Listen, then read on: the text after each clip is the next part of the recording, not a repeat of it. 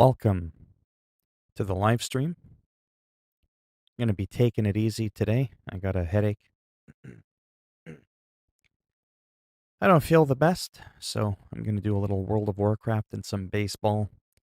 Very unlikely am I going to be playing some Call of Duty. It's too much for my headache. All right. We're updated. Nope, forget that. WoW Classic. I don't even remember how many days I have left on my account. Usually it tells me that. Hey! Long time no see. How you doing? How have you been?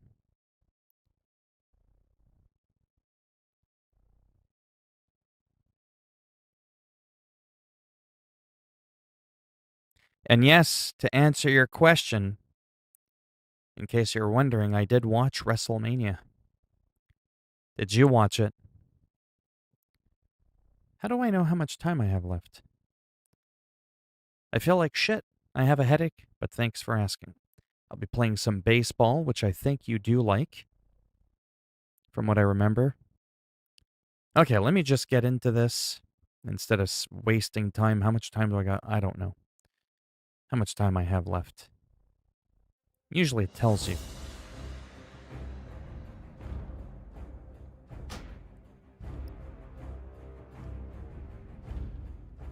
Holy hot tamale, baby. Wait, what? What's this? You're running a newer version of the game and have interface modification. Load anyways. Yes, it does. Yeah, there's a few glitches there. Okay, sorry, this is actually really interesting, at least for me.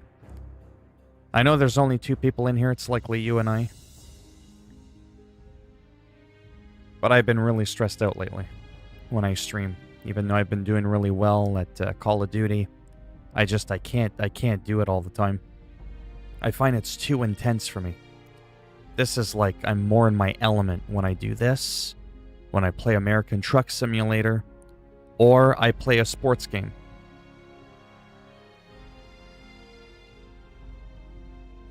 I don't know what that means. Nope, me too, man. Hello, snooze? Are you able to elaborate on that sentence? Bear with me here. Classic will be... Sorry. Hello, Blues. Sorry, I'm just trying to think here. My brain is like on fire. I took a Tylenol. I got a migraine. It's part of my issues that I have. I get frequent, very debilitating headaches. But I was starting to feel lonely, so I was like, you know what? I'll stream for a bit, see what happens. Coming soon, The Burning Crusade. Classic will soon be split into separate games, The Burning Crusade and the Classic era in which we are in now. When that happens, you will choose which game to play on going forward, per character. If you wish to clone your character and play in both versions, that service will be available for a fee. For a little bit of the gravy on the mashed potatoes. Again, that's on Blomu. We always have our white mane night elf druid. That doesn't look like a druid, or a night elf, does it? Ah, how it's been so long since I've played with you. That sounded really bad, but you know what I mean by that. He's a 31 druid. Let's get this guy caught up. I still haven't figured out what I want to do. There's my badass troll rogue. But let's get this guy up a little bit. Then I'll play some baseball as well. You said it's 2 people, likely me and you, and I just said I was here too. Oh, I get it. Nope. Me too, man. Okay, it's because I got too technical. I didn't see the comma, and I just went, nope, me too, man. And you get it? Like, my brain didn't register that. I was like, nope, me too, man. What? I forget, do you have a favorite MLB team or not really? Did you watch WrestleMania? Anthony Tuccieri. Yeah, it's pretty debilitating, but... Let me just get into some gameplay before I bore everybody to death. So... I rarely complain about life. I'm not one to be all the right? It's just not my style.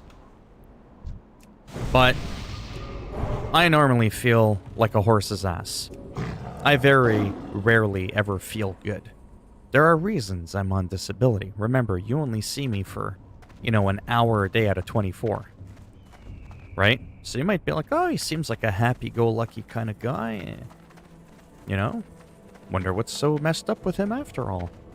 Oh, it's bad. I just don't complain about it. But anyways, I'm having one of those moments where it's not so good. So what happens with when I have a headache, some people could be like, well, it's just a headache. Well, that's the thing, because my brain is messed up. What ends up happening if I have something as simple as a migraine, first of all, they're fairly debilitating because they're very intense. And it's frustrating because sometimes when the pain gets pretty bad, even though I can handle the pain, my brain goes, uh-oh, he's in pain. Oh no, something's happening. And so the anxiety starts to kick in. I know that a headache isn't going to kill me. Right? Remember that people that have like paranoia and anxiety and all that, I'm fully consciously aware that I'm okay. It's not like I'm going to have an aneurysm or a stroke again, which I've had before. I'm not worried about it. I'm really not. It's subconsciously. That's how the brain works, right? Your brain perceives a danger even though you're fully aware coherently that there isn't one. So that's why headaches are a big deal for me, because it's more than just the pain. As it triggers anxiety, then I get queasy in my stomach, and it's like a whole, almost like a bad trip. That's why I make a big deal out of it, because my brain makes it a big deal. And no, I don't have a favorite team. Hello, Shiny Knight. How are you doing? WrestleMania 37.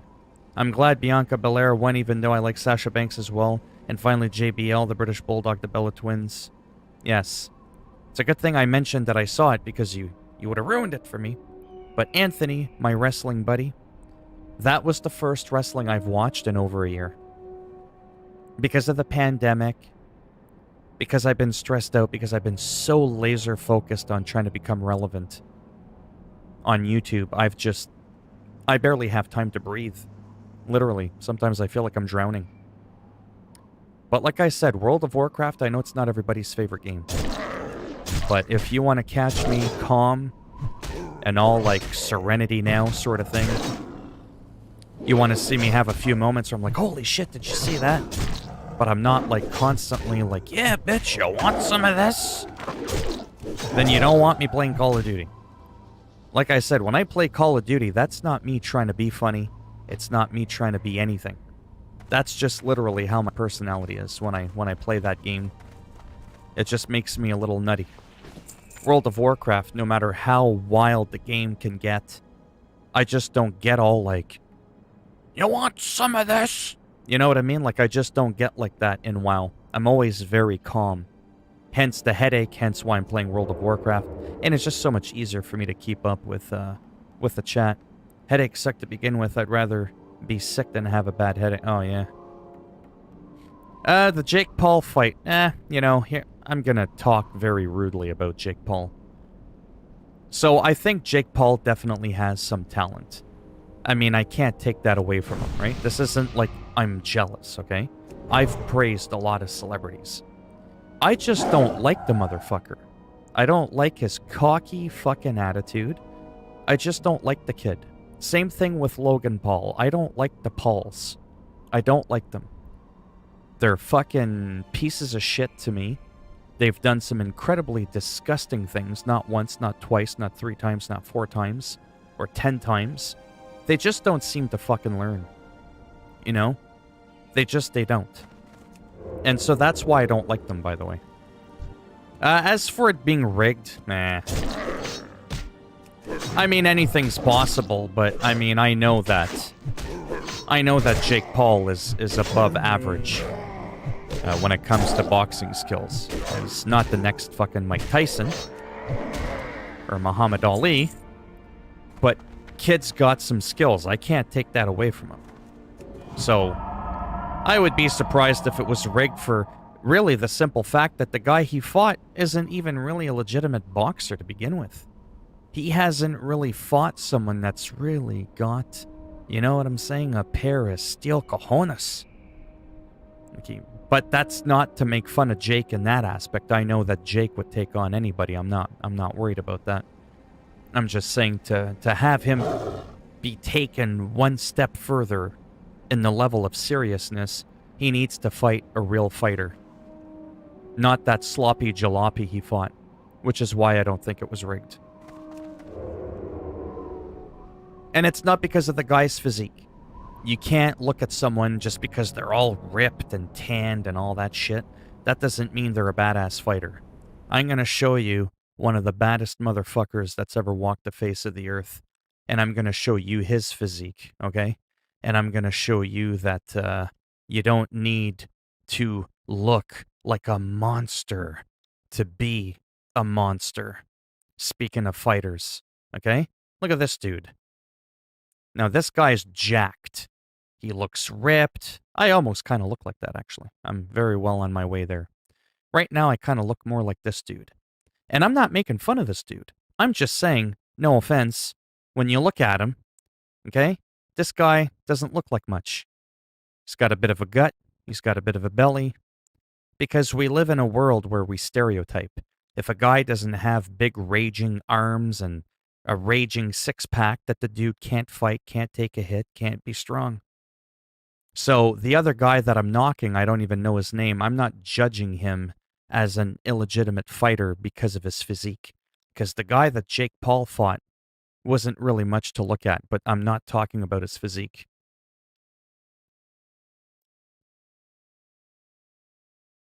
But I love this guy for a few reasons, just because I like him. He's a really good fighter. He's really tough. But no offense, he doesn't exactly look the part. And I like that. I like that he doesn't, you know. I don't look much better than that. You know what I mean? And that's what I like, is that you can look like that, but actually deliver like a guy that looks like that. Remember, just because you're ripped and jacked, that just means that you know how to eat properly. And just because you can lift a really big dumbbell doesn't mean that you can take a kick to the fucking face. That's all I'm saying. Anyways. So yeah, I don't think it was really rigged. Do you think it was rigged? Yeah, I was born in Canada. Hello, William. Oh yeah, like I said, just because you're ripped doesn't mean anything. Because we live in a superficial world too, where we're hung up on how people look. The more badass someone looks, the more we think they're capable of being that said badass. And although that can prove to be true sometimes, that's not the case.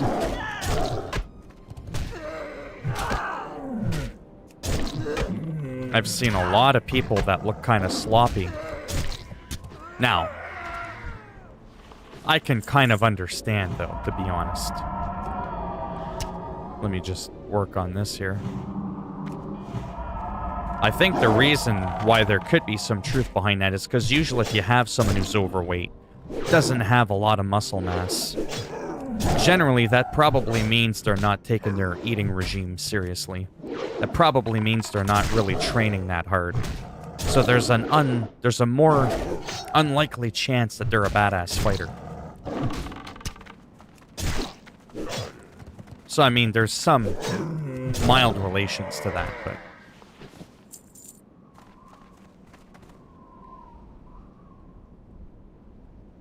yeah, that's right. Exactly. Wrestlers in the 80s, yeah, anyways, I'm not going to get into it. But yeah, not everybody looked like Hulk Hogan, right? Look at, why do I feel like I'm dipping here? My frames, man, the stupid GeForce experience again. Ever since I updated this piece of crap. In-game overlay. I always have to like reset it so I could see my frames because I'm still in the process of testing my computer out. Like, I always have to go here. See, it's there, but I always have to, like, click on another box. See? That doesn't do anything. I always have to click on another box, then go back to it. And then at the bottom left, you'll now see that it's now going to do my overlay. And then somehow now it's not available. And that kind of drives me nuts. Oh, well, for sure. It's because it's psychological. Like I said, for us to see someone that looks badass, to think that they are badass. It's like bodybuilders. You see a bodybuilder and you think, oh man, this guy's gonna hand you an ass whooping. Well, if he doesn't know how to fight, he's not really gonna hand you anything. Right? Then you can have a guy like Fedor Emelianenko, who's chubby, and he'll straight knock you the fuck out in one hit. Right? Because the guy can actually fight. He doesn't eat properly. He doesn't weightlift. You can tell he's not a bodybuilder. But he's designed to wreck people's faces. Very few bodybuilders are going to spend just as much time looking good as they're going to be trying to become a fighter. I'm not saying that doesn't happen again, right? How is it not available, my frames? Unreal. Unbelievable. Never had that in my whole life, just not available. But anyways, how's everybody doing? I also took an extra strength Tylenol, which we can all laugh at. I'm going to exit this really quick, and I'm going to go back in. I'm going to see if I can get this to work. I don't know why it's not working. It's kind of pissing me off. I just don't get it. I am hung up on seeing my frames because as of late, like I said, I've been having some pretty serious issues with my computer. And yeah, it's really frustrating. So I like to be on top of it because sometimes I feel like my frames are dipping and they're not.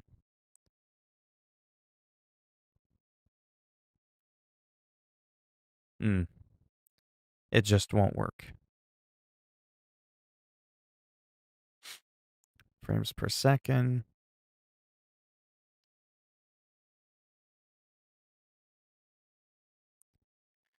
Steven Seagal, I know that guy.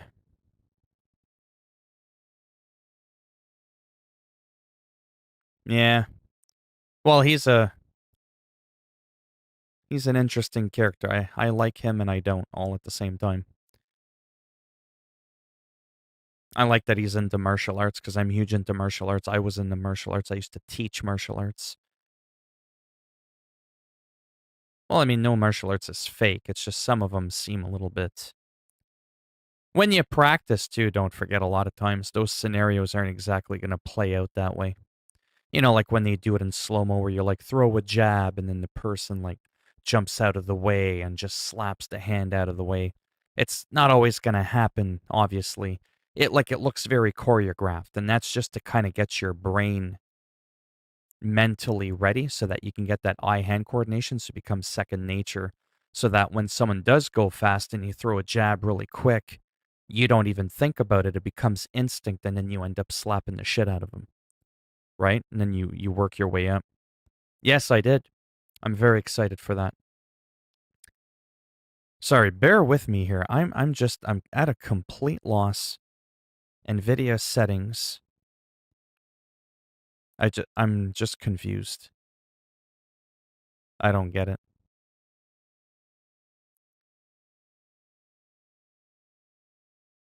I don't know what's going on. I mean, I suppose I can skip this for now because I'm probably going to get into some baseball soon. But I just want to try one last thing. No, I think they'll do better. I think they would be way too ashamed to get back into that. Let me turn off the in-game overlay. Let me turn it back on.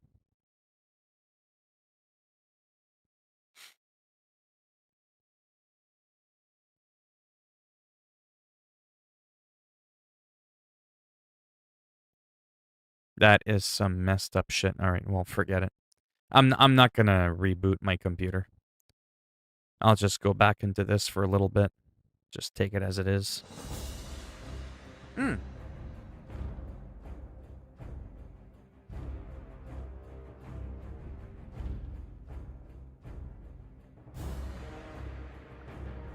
It worked. Awesome. There we go. Sorry about that. People fighting in real life look so stupid compared to movies. Well, yeah, of course. Especially people that don't know how to fight. Oh. Mind you, the game just started. Okay. Get back up to 60 there, Johnny boy. I normally never, like, once the game's, like, loaded all up there, I normally never dip below 59. 5960 is not really frame rate dropping. It's actually 59.94 to be super technical. If it starts dropping down to 57 or 56, then yeah, there's a problem. Which is what my Call of Duty was doing, so I had to turn off the LSS for anybody who cares. Remember how I, for a while, was having problems with playing Call of Duty? And then I fixed it. And then it got worse again. Well, I had to turn off the NVIDIA DLSS. It was just too much. So instead, I can actually make the game look better, don't ask, by just having really high anti-aliasing because NVIDIA DLSS takes over that. And it works fine. It works beautifully now, so I'm happy about that. So, is it true they stopped making PS5? No. There's just a bit of a shortage because of all that psycho stuff going on in the world. I'm sure they're still making some in production. Anybody in here is there anybody in here who's played the new MLB The Show 21? Whether you're on Xbox or PlayStation, are you enjoying it? Because I am. I suck at the game. And I'll probably play it in a few minutes there. I just wanted to get a little bit of XP on this guy going. Because I haven't really been playing a lot of Call of Duty lately, or Skater XL, or American Truck Simulator. And I think I'm going to have to start getting back into that. Because that's truly just what makes me a lot happier. I'm not saying I'm never going to play Call of Duty again. But it's definitely not going to be, I don't think, as often as I do normally. Because to be perfectly honest, like I said before, it's too stressful. Even when I'm in the zone and I use my guns that I'm good at, and I pop 50 kills a match, and I only die 12 times, yeah, that's right. That still stresses me out.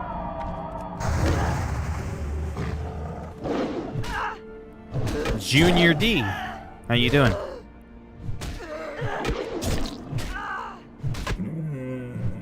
Yeah. I have played MLB 21, the show on PS4, and yes, I enjoy it, but I'm waiting for a roster update because they are missing a bunch of players, right?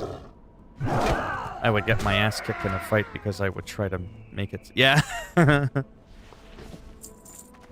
I'd like to think mine would look semi-cinematic because I trained in fighting, so I wouldn't be all, like, doing all these weird noob-like maneuvers for kicking and punching. If you saw me fight, you'd be able to tell that I've either trained or that I've watched too many kung fu movies. One of the two.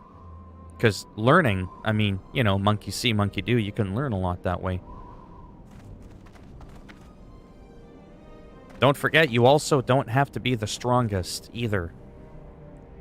Wranglers. We gotta kill some wranglers. Well, let's wrangle this motherfucker.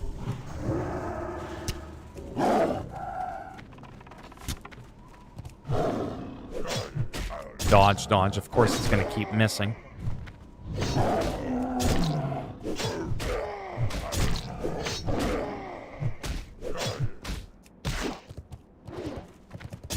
Very quiet gameplay. Not too much going on.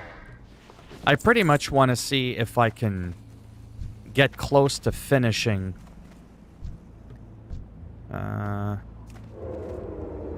this quest here. Yeah, let's go over this way and see what's going on there.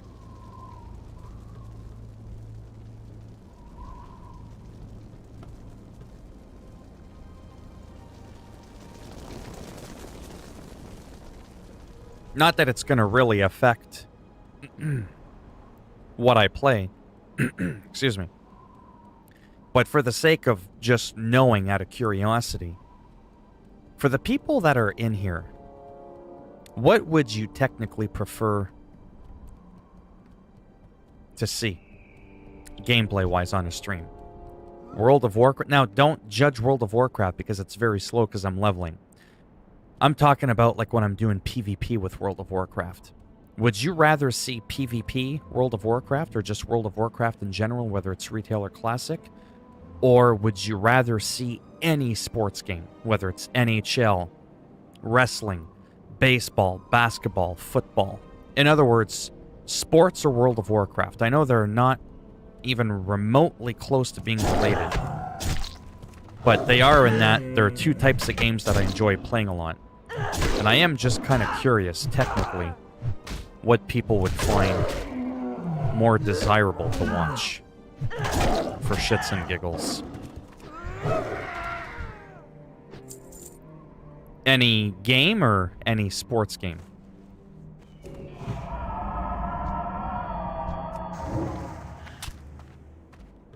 Like I said, I get that this game's really slow since I started playing Classic because I'm leveling, I'm a low level, there's been no PvP, so it's like very monotonous, and listen, I get it.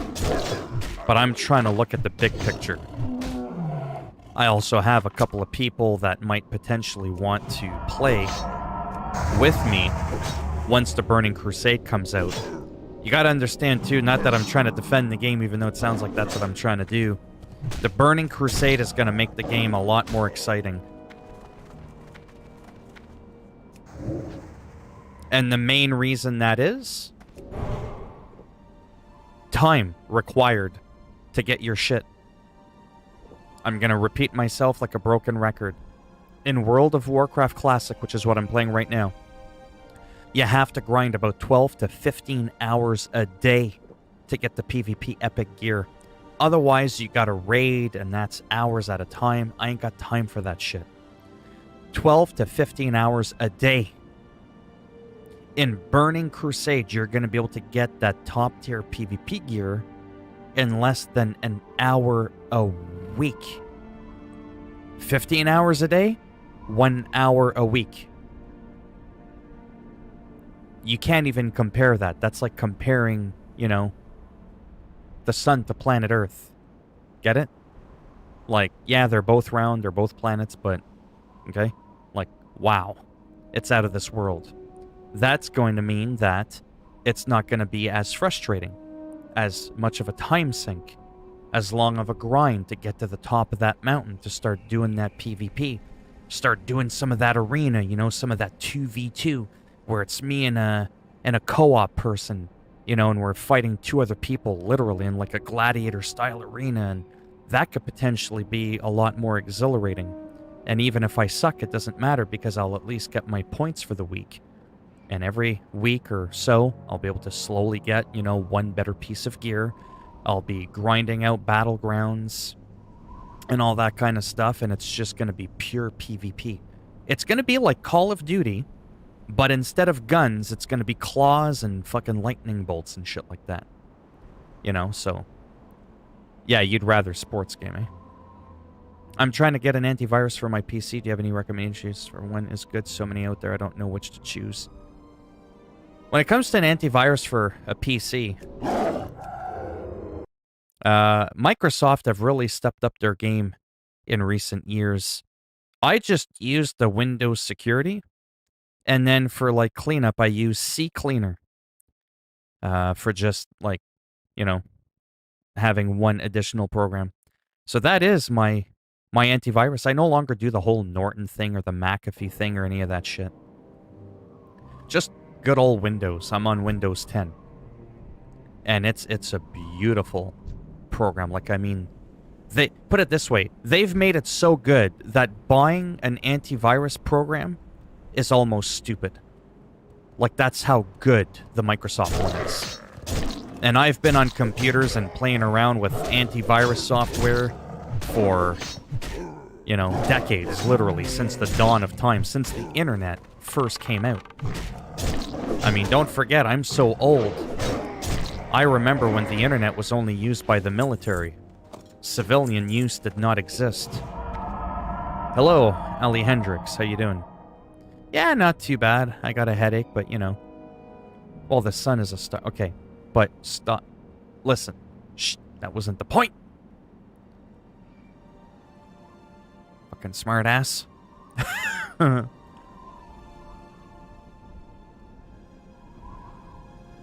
Yeah, VPN service is still a wicked thing.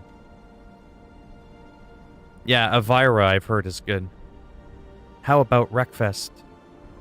Wreckfest is kind of a racing game that I can't see myself being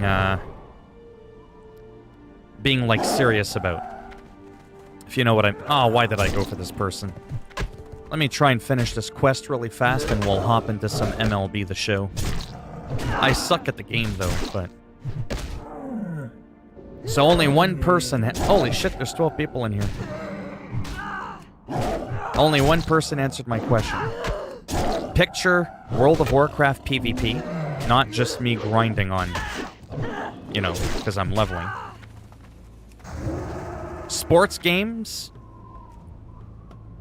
or World of Warcraft? I suppose we can throw in Call of Duty in there just for the fun of it. I mean, there's some games I'm always going to stream regardless, but if I'm ever stuck where I'm in the mood to play two genres of gaming equally and I can't decide, maybe I'll pick the one that people tend to enjoy most.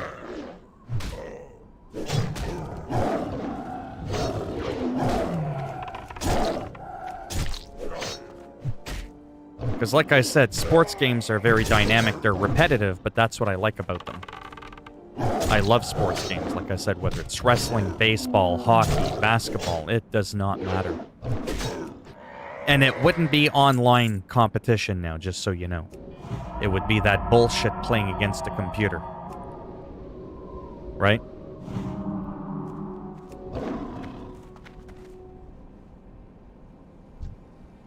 Oh man, we got a lot of these to kill.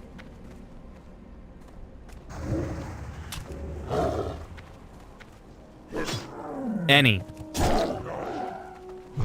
Devin Townsend. Name seems familiar. Ish. I think I had someone call me Devin before. Maybe that's why. I've been called a lot of things. Devin, Hitman. Just a lot of things. I tend to prefer being called by my name. But, you know. Now, Red Dead Redemption 2 is pretty complex combat system. Borderlands has complex this game. Absolver, yeah, the Warriors. So, any thoughts? What would people prefer seeing on the regular in a stream? Between the likes of Call of Duty, World of Warcraft, PvP, or any sports game. Anthony said he'd prefer to see sports, any sports game. Now, of course, I'm always going to play like your Hitmans and your Red Dead Redemptions as they come out and stuff like that, right? When a new AAA game comes out, I'm of course going to cover that. I'm going to be all over that. I'm talking about like that in-between game, that fallback game that I go back to.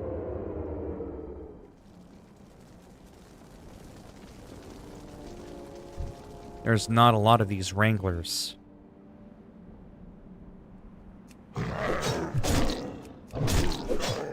World of Warcraft or Call of Duty and Trick Simulator. Yeah, oh yeah, Trick Simulator.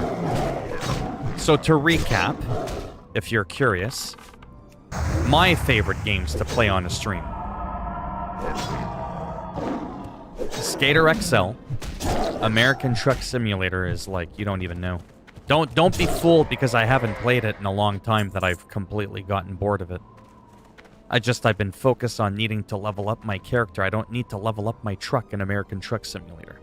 American Truck Simulator is supposed to be like a fake virtual live vlog road trip kind of game where I just kind of drive with the wheel and, hey guys, how you doing today? Hope everybody's doing well on this fantastic evening here in Tulsa, Oklahoma. You know, that's what that's supposed to be. Don't ask me what that was, by the way. That was not scripted. But, yeah, so American Truck Simulator, I've never really changed my mind. It's still Skater XL, American Truck Simulator, World of Warcraft. And, you know, it's a love-hate relationship, Call of Duty. The only reason I don't like Call of Duty on a stream is because it's so fucking crazy. And I feel like I can't always keep up with the chat. And it's just not relaxing, to be perfectly honest with you. It's just not a relaxing game. This might be slow and boring right now, and I get that. But at least I'm relaxed. Can you tell the difference between how my composure is right now in the past half hour versus to when I'm playing Call of Duty? You want some of that, bitch? And then I shoot the guy and he dies, and then I'm still unloading a clip right into his testicles? Like, people are like, oh, so that's the other side of him we've never seen before. We just need him to play Call of Duty to see that side.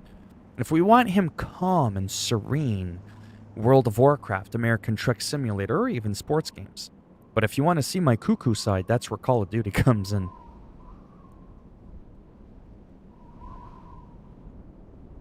You enjoy the chat? Yeah.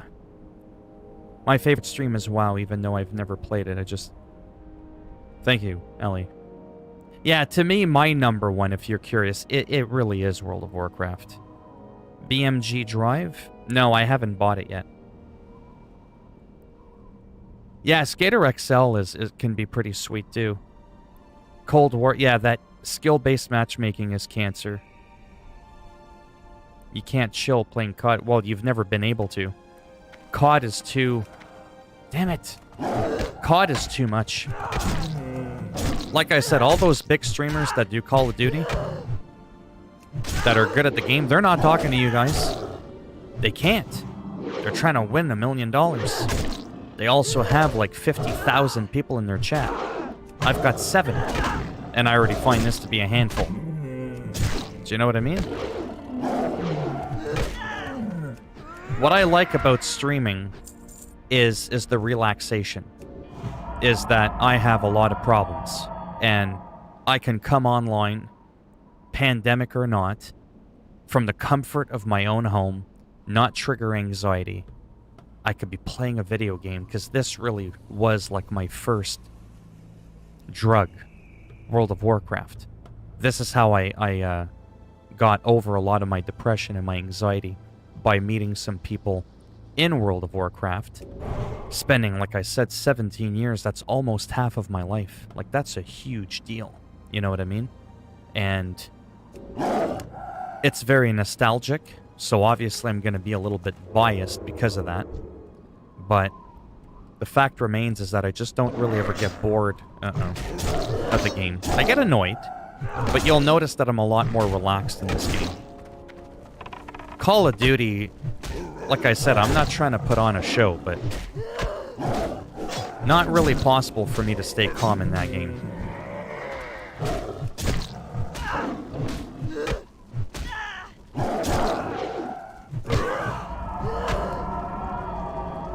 I mean, I probably could, but it's hard for me to do that.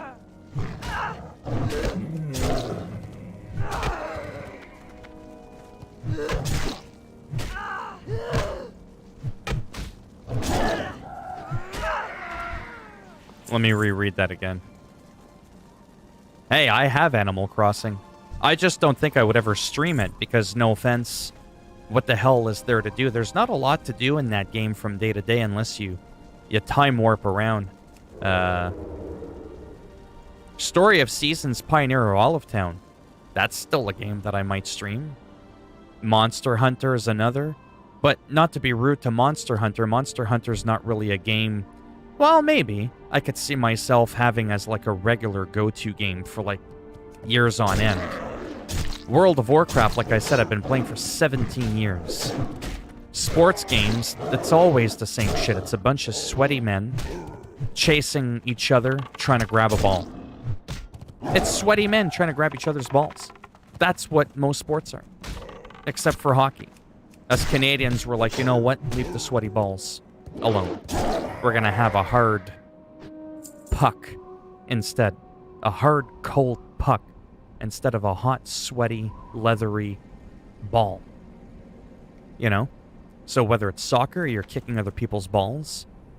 If it's baseball, you're throwing a ball, you're smacking a ball. If it's basketball, you're grabbing and throwing a ball.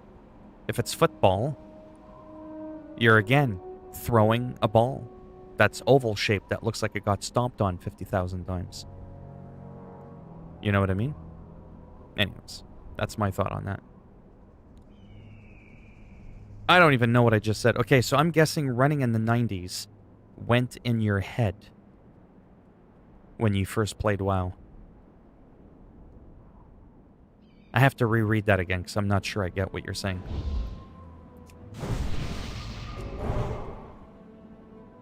I'm guessing running in the 90s. I was running in the 90s? I never played WoW in the 90s because it came out in 2004. So let's start with that part of information.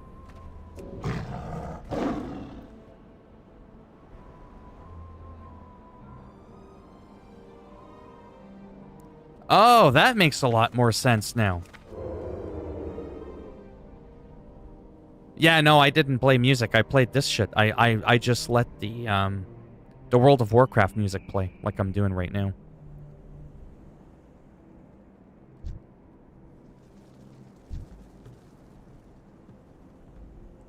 I only got a few more of these. What level am I? Oh, that's why they take so long. They're 2 levels above me. Okay. Makes a little bit more sense now. That's why they do so much flippin' damage, too. Actually, I won't finish this quest, to be honest. I'll probably just kill, like, another one, and then I'll do some baseball. Ah, for real.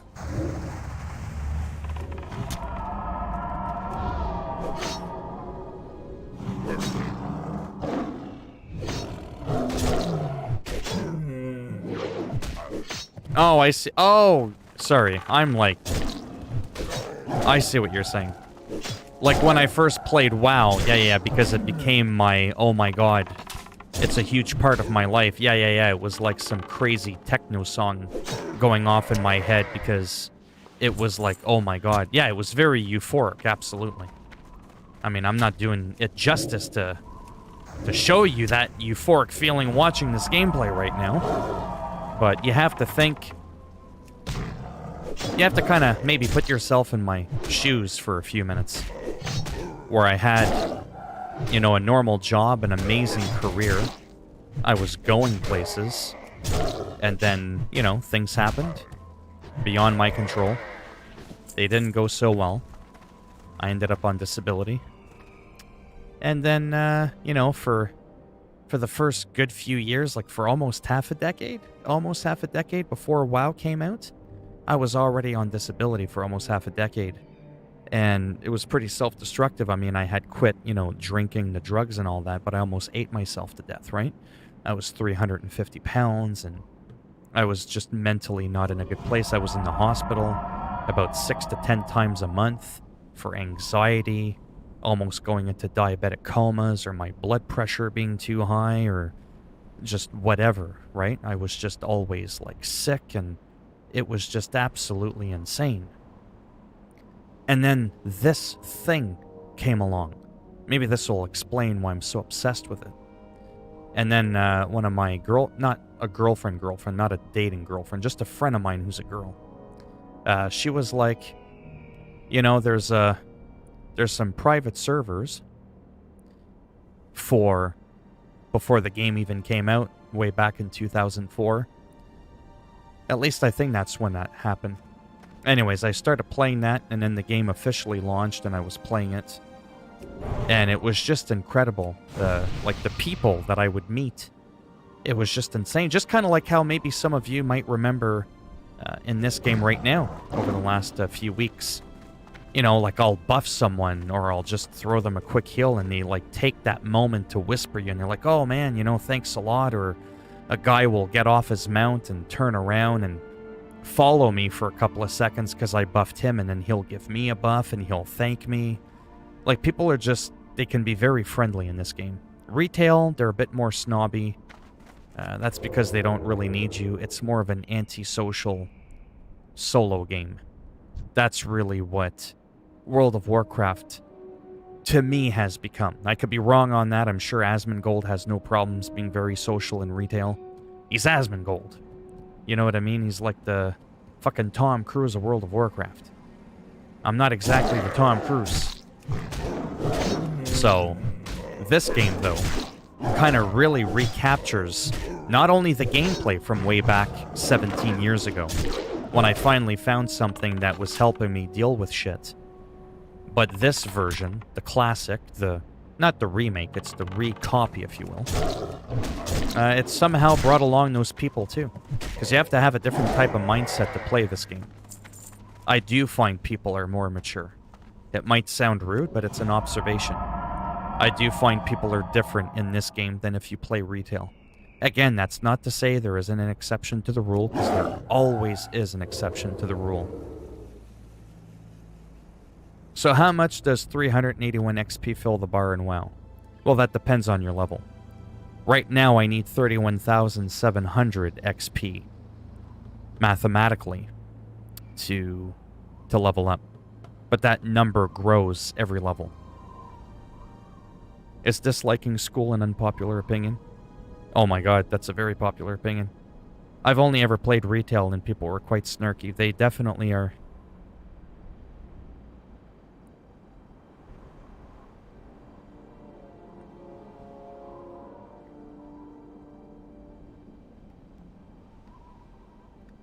The only reason why I kind of miss school, to be honest with you...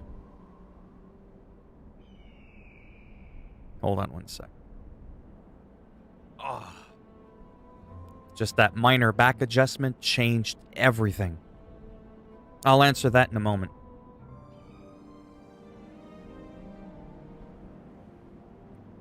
Huh? I forget what I was saying now. Oh! The only reason...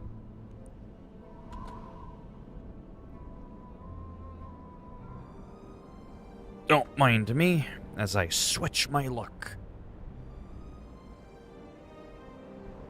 The only reason I kind of miss school, to be honest, and I will get into some MLB show soon. I know I keep saying that.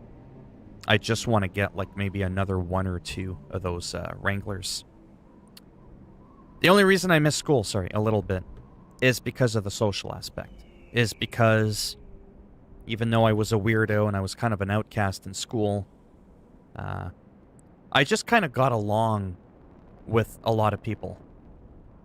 You know? Up until I was teased, obviously, through most of my elementary school years and all that, until I got bigger and stronger and got into martial arts and started laying an ass whooping on people that were pricks. Whether they were gothic people, which I was for a long part, I had the trench coat, the leather pants, the long black hair. I kind of looked a bit freaky. And I did that, by the way, just so you know, not to fit in. I did that because I liked the style, plain and simple, and nobody else was doing it at the school I went to. Didn't matter if there was jocks, preps. You know how it works with the groups. I always managed to be able to be friends with all those different groups. They wouldn't really be friends amongst each other, because usually those groups don't mingle, which I always thought was fucking stupid. Like, who cares how you dress? Like, I was friends with punks, you know, with like the spikes and shit, you know, the dyed neon green spikes, and you know, listening to punk music with the studs on the jean jacket, and right? And then So I'd have like my friend Rob who looked like that. Then I had another friend who looked like a biker. And there was my friend Glenn who was like the pretty boy jock, you know, quarterback football star, right? And we're all kind of hanging out, and it was just kind of really weird because I would hang out with one and then I'd go to the other, and then I'd be like, hey, do you know my friend Scott? And it was kind of weird seeing that. Maybe for other people to see that, because you would see my small circle and literally every person was a completely different person. There was no, like, just goths or just jocks, because I always thought that was fucking stupid. But that aspect, I have to admit, I enjoyed. Like, much later, like, near the last few years of high school before I dropped out. Because my psychiatrist at school said I should, but I've already shared that story before. So only the last few years do I have good memories of it. Because, like I said, by then, nobody was bullying me.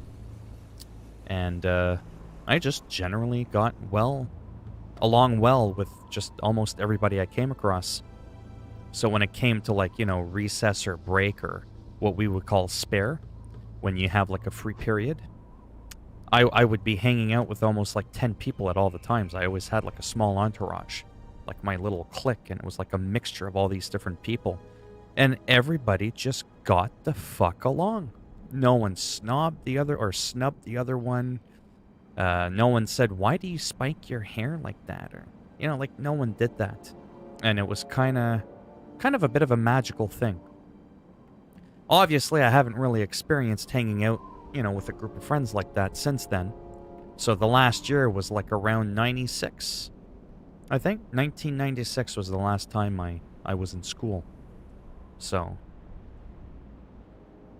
I have severe social anxiety because of the place I live in. That's why my ultimate dream is to move out of this country. What country are you in again?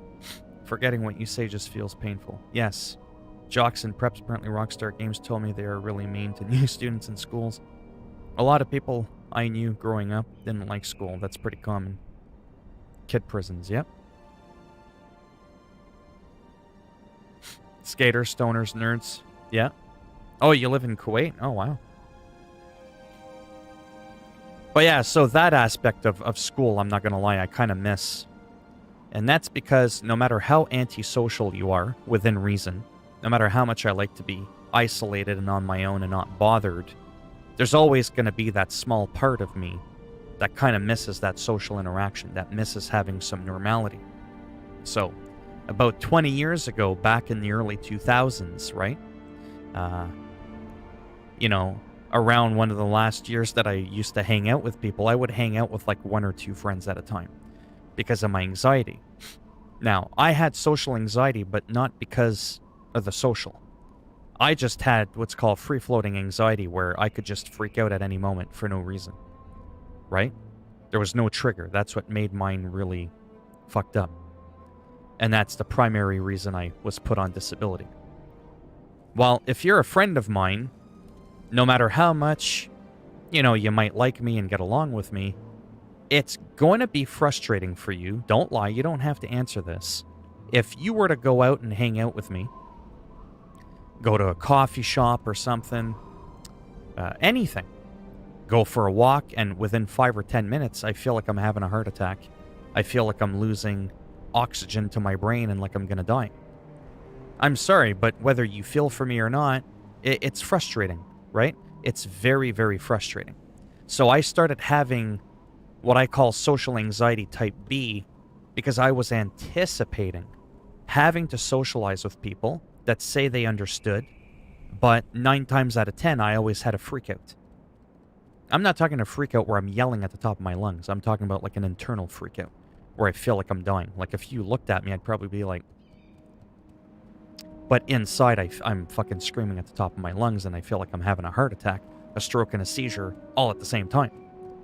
Right? And it's the scariest thing in the world. Like, it is the absolute scariest fucking thing in the world. Having that feeling. Right? So when you hang out with people, like I said, and you always feel like you're gonna die, you kind of get so depressed and fed up about it. Some of your friends either just go, look, man, this is just too much. Like, you're a nice guy and all that, and You know, but it's like, they're like, it's mentally draining. And it is. It is, right? It's not fun going, hey, let's hang out with Phil. It's like, yeah, he's kind of like, you know, an upbeat, kind of sort of funny guy, but how many minutes this time until he just freaks out? And you know what I mean? So that's not fun. So I just decided to self-isolate and say fuck people. Not because I didn't like people, not because I'm antisocial, but because I didn't want to annoy people, and it was also annoying me, knowing that chances are we weren't going to be able to hang out for longer than fucking 5 or 10 minutes. That's kind of a problem. And that went on, like, forever. So, here it's a little bit different. If I don't feel good, I could just be like, oh, I gotta go. That's it. It's not like you gotta jump in your car and drive 30 minutes back home now. Right? You're probably all at home right now. Get it? So, yeah. I haven't been in public school for about 5 years, and I say I miss that aspect as well. Yeah. Barely no one would accept a person with a mohawk and tats in this place, right? You just can't be yourself in this place. Yeah, your only option is to blend in with this. I can only imagine. I have some friends from Kuwait. I have 3 friends, literally born and raised in Kuwait. And they've told me, with all due respect, it's, no offense, not really a place they like living. And, you know, it sounds bad because no one wants to have their country, their home birth, place of origin, you know, mocked or talked down upon. But because it's such a war-torn country and there's a lot of violence and a lot of intolerance, it's kind of hard to you know, to enjoy living there, even if you were born and raised there, right? Like, it's, you can't walk at 3 o'clock in the morning in Kuwait, probably, look the way you want, do what you want, go where you want, however you want, without a bother in the world. But that's what I mean. I know it sounds bad for, like, you know, if a white guy starts trashing like a Middle Eastern country. I'm not trashing it.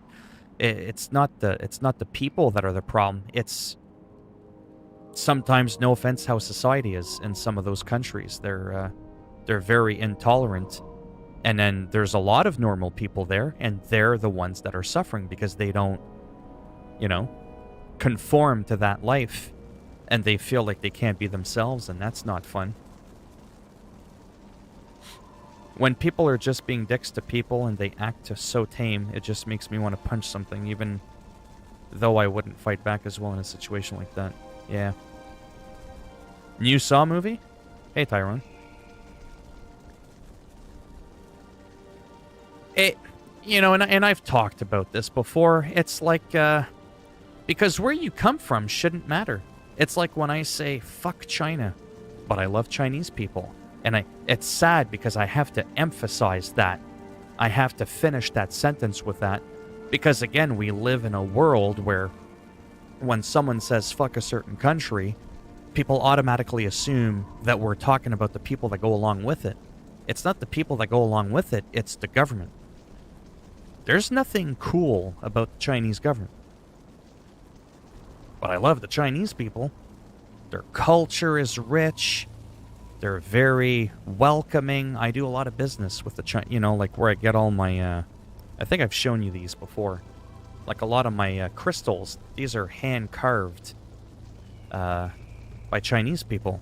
They give me a wicked deal on some real authentic shit.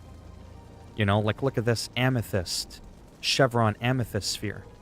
You want to know how much that cost, buying it from China versus if you bought it from the good old US of A? In which they would have bought it from a fucking Chinese guy anyways. It's just crazy. Like, when you do business with them, when you talk with the people, the culture again, they're just so incredibly friendly. They explain things in great detail. Now, sometimes there's a bit of a language barrier, but you kind of get the point across that they're very caring and serious about their, you know, their product and their business. Sometimes it feels like even Canadians, no offense, you talk to them, they're just, I don't know, they just don't seem as proud of their business or their culture. And sometimes, quite frankly, the quality's crap and it's overpriced. But again, the country, fuck the country. Because their government is fucking corrupt. It's fucking awful.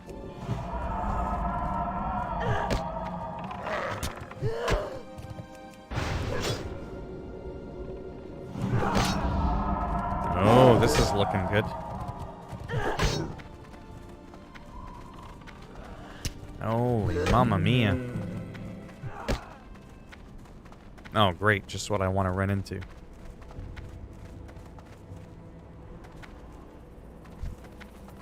That's right. You run away. I've heard rumors that if Hillary won the election before, children would have to wear uniforms in school. Well, I'm not going to touch that with a 10-foot pole just because I'm in a good place right now. Well, that and I don't know much about her, to be honest. I mean, I tease her sometimes. I don't hate her or like her. I don't know much about her. I like to crack jokes sometimes, and then sometimes people get offended by that. But, again, I don't really care. That's what a joke is. It's not meant to be taken seriously. I always say the lame joke, because it is kind of funny the first time you hear it. You know? How was Hillary Clinton going to satisfy the country when she couldn't satisfy her husband? Bill Clinton, she couldn't take care of one man. One person. How's she going to nurture 300 million people? Plus. How's she going to satisfy those people? Again, cringy, immature joke, but it still stands. I thought it was hilarious the first time. But that doesn't mean I hate her. I make fun of everybody. Trump, Biden. If I was an American, yeah, that's right, you heard me, I would have voted for Biden over Trump. I still call it the lesser of two evils. You're still trading in one old senile, dementiated prick for another one, but that's just nicer. A little bit more politically correct. You know? One guy doesn't even know where the fuck he is half the time. Now he's running the country. Let's just hope he remembers who his allies are if he ever has to fucking use the codes, and he doesn't fucking bomb too close north of the US, which is where we are, Canada, hello, and you go way up north to fucking Russia. Again, that's a joke. But behind every joke lies a little bit of truth. Because sometimes I do get a little bit concerned. I'm just glad Kamala Harris is VP, because she's mentally a lot more sound. Right? That's a whole other debate for a whole other day. I'm just saying. Like I said, the shit here, I won't point any fingers. One person's going to be smiling right now. They're going, oh. But in my streams, we remain politically neutral. Because I get along with somebody in here who is a Trump supporter. That's right. Because it's one of those things where, no matter whether or not you can understand it, when you can show people respect, even if you don't get it, it doesn't matter. Then what you're hoping for in return is the same respect towards you, because equally on the other side, they don't fucking get why you don't like him or her or whoever. Right? You can't just judge a person based on who the fuck they voted for and completely fucking paint them with one brush and go, that's it. It's all black. It's all fucking white. One of my other best friends I just found out not long ago, I think I mentioned this, I found out was a Trump supporter. I fucking loathe Trump with a passion that burns brighter than 1,000 suns. But that hatred doesn't transcend to the people that voted for him. And I've talked about that before. Right? A lot of people will be like, oh, you're an apologetic or whatever the fuck it's called. It's called, no, I'm not a violent douchebag that feels like I gotta fucking put everybody in a headlock that I don't agree with politically. That's not how you advance in life. You know what I mean? I've had civil conversations with people that were neo-Nazis. Does that fucking mean that I like and respect their message? No. But how the fuck am I supposed to have them potentially give me the time of day to listen to what I have to say if I'm unwilling to do that for them? Doesn't matter how crazy I think they are, because again, equally on the other side, they think I'm just as fucking crazy. Right? But Most people don't look at it that way. They just look at themselves and go, they're crazy, that's it. I'm the sane one. And that could be true. But that guy or girl on the other side doesn't see it that way. Right? And it's like, who's going to break first? Who's going to show civility to the other person? You might not change their mind, but that's not really what you're trying to do. You just want to be able to get your point across and have them listen to it. And you never know. Sometimes people change and, they grow. They have different beliefs as they get older. Who fucking knows? That's just how I see it. I told you, I've had people on Twitter. Let's just joke around for a second. You know that thing on, now that we're into politics, just for a minute. You know the whole thing where people that are anti-Trump, they were part of what's called the resistance? Okay, so I might have been anti-Trump, but I wasn't a part of this resistance shit. I wasn't fucking resisting anything. And I would talk, like I said, I would have civil conversations with Trump supporters. I'd be like, they would like throw something at me, fairly nice. And I would be like, yeah, but what about this?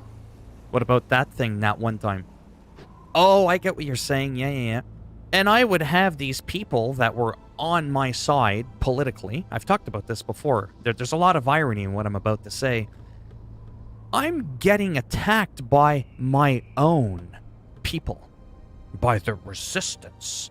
I'm getting shat on by the people that are on my side politically. I'm getting more respect from the motherfucker on the other side of the political spectrum.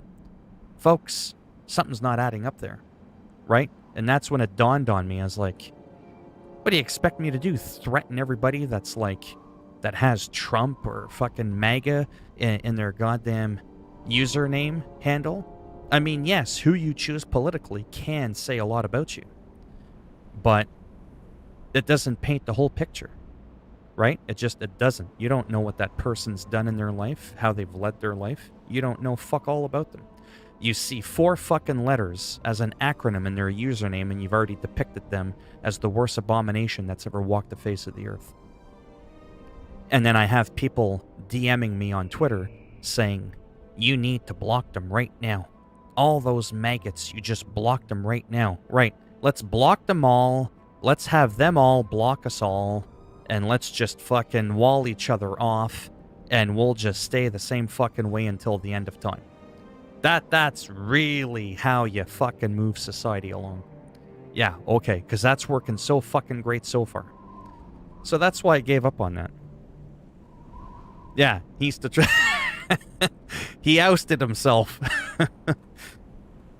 I just didn't want to put him on the spot there, because, there are some people, this is a joke I've said before, because most people I do talk with tend to politically be, sort of on the same side as me, and, the odd one that comes in, that's a Trump supporter, they're like, should I say it? Is it okay for me to say it? Is everybody just kind of like, And it's like, nah, man, because if anybody did that, I would boot them the fuck out of the stream. I will keep a Trump supporter over a Biden supporter in my stream if it means there's going to be any kind of attacking. I don't give a shit what it is. I don't tolerate that bullshit. No, because this is what happens on my streams. I get all over the fucking place. I get distracted. I walk around. I'm hiding in the shadows right now. That's just what happens. What does the title of my stream say? Let me look at the top. I forget what I named it. Mainly chatting and playing some games. That needs to be emphasized a lot. Because unfortunately, sometimes when I go off on a rant, there's no going back. There's no going back. The resistance was a very cringy trend. It was. And you're right, most of those folks are not. They are. But again, not to be rude, most people that get all hardcore with MAGA and, that go overboard with that and the fucking flags on their pickup truck and all that shit and the fucking side skirts, with the Confederation flag, they tend to be as equally as nasty as the pro-resistance group. They're no better. Because again, the extreme of any side is still not good. When you go extreme left, you eventually fall off a fucking cliff. I know the earth is round, but I'm just saying there's eventually a cliff and you will fall off the cliff if you go too far to the left. But if you go too far to the fucking right, it's the same thing. You're gonna end up falling off the fucking cliff. At least if you stay kind of neutral in the middle and you go straight ahead, at least you'll see that fucking cliff coming and you can stop a few steps before you would fall off. It's kind of a weird analogy I just pulled out of my ass right now, but to me it makes sense. Probably doesn't to anybody in here, but I knew what I meant by that. So, yeah. Anyways, it really has changed my life, because in the beginning, I kind of was that person that was attacking everybody that wasn't on my side. But I was also kind of brainwashed to kind of act that way because I was watching how everybody else was interacting with one another, right? I was sort of, let me just log out of this shit and play some baseball. I'm so distracted right now, I'm not even doing anything. I'm surprised there's even 2 people in here still. So let me just go ahead and log this shit out. Let me play a little baseball. Is it on baseball? Oh, I was looking to see if there was an update for Marvel Avengers. Let me just switch over.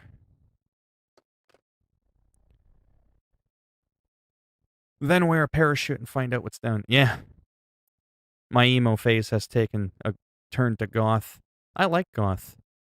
I get stared at so hard. Man, if I can find one of my goth pictures, you guys would be like, oh my god. I had the long black hair, straight, shiny black hair.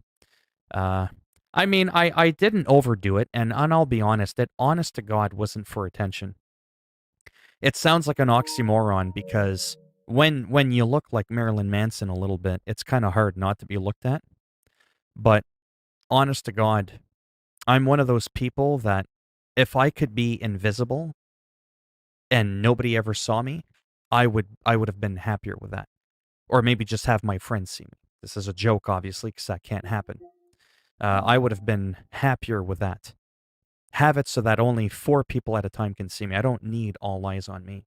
But I definitely didn't help myself because of how I looked in school. But it's just legitimately, Hi, again... everyone. This is Heidi Oh, Robbie. would you zip Welcome it? to the show. You welcome me every time. I don't have Alzheimer's. I know what game I'm playing. It only takes up my whole 43-inch screen. Welcome to the show. Oh, I thought this was Madden football. Anyways. Let me decide which mode I'm going to choose. Let me do a little bit of Road to the Show. Shit, I missed some chat.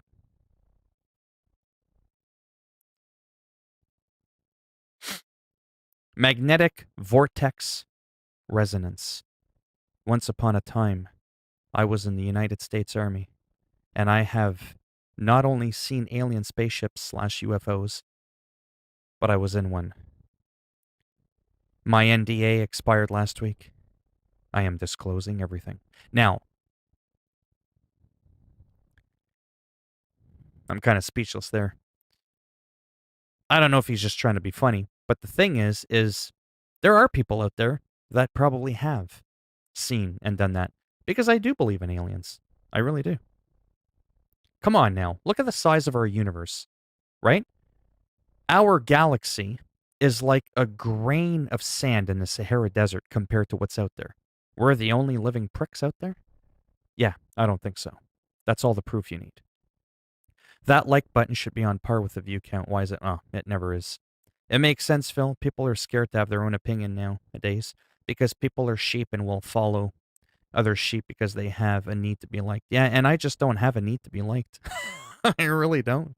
Look at how many people I ban from my streams. I ban more people than are in here.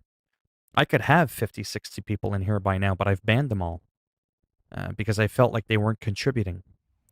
MLB, right? Show's coverage of Major League... I don't care what your political alliance is. I don't give a shit about any of that.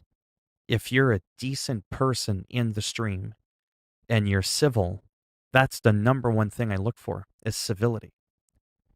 You know, that really is it. That's the biggest thing. And I don't put people down either for not wanting to share where they stand on certain things, because it is a pretty big deal for a lot of people, and you get judged for it, and sometimes people just would rather be unknown in that department, and me, I just don't care. If people want to know where I stand, I'll just tell you. Yes, UFOs are real. Some are property we own, and some are off-world devices. Most of what is witnessed is ours. Again, he could be just trying to be funny, but what he's saying, I already believe anyways. Not necessarily him himself, no offense, or her, but that wouldn't surprise me at all. There's definitely stuff out there that wouldn't surprise me like one bit.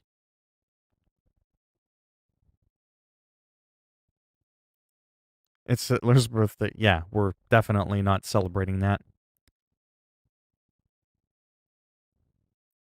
Perhaps everything is real, but while inside the ship, the atmosphere is like a drug-induced experience and difficult to differentiate between reality and imaginary. Well, if the vents were filled with meth, yeah. I'm just kidding. Okay, let me just get into a game here. When the demo keeps getting triggered, you know, you were to the...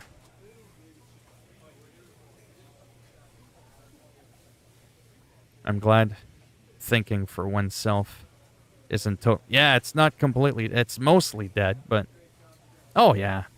Well, think about it. We're technically aliens to other people. Or other beings or whatever. What the hell's going on here? There we go. Yeah, it's 420, but not to be rude. I personally don't care for 420. It's not my jam. You need more people like me because that leaves more weed for you to smoke. MVR, maybe you're inside a simulation right now. Have you ever heard of the Hollow Earth conspiracy? It's so highly unlikely the aliens would be... Oh, yeah, for sure. Only swing at pitches inside the zone. Make contact with every swing and record it. So again, this is some noob game. I suck at this game. All the sliders are legit. Everything's on Pro Stick. Oh, I hate it when it does that. Oh, I hit it perfect. It told me, not only is it a perfect... Okay, I'm just going to shut up. But it says perfect. That's like perfect to the power of 2. I'm just saying. Swing, line, drive. That's going to be trouble.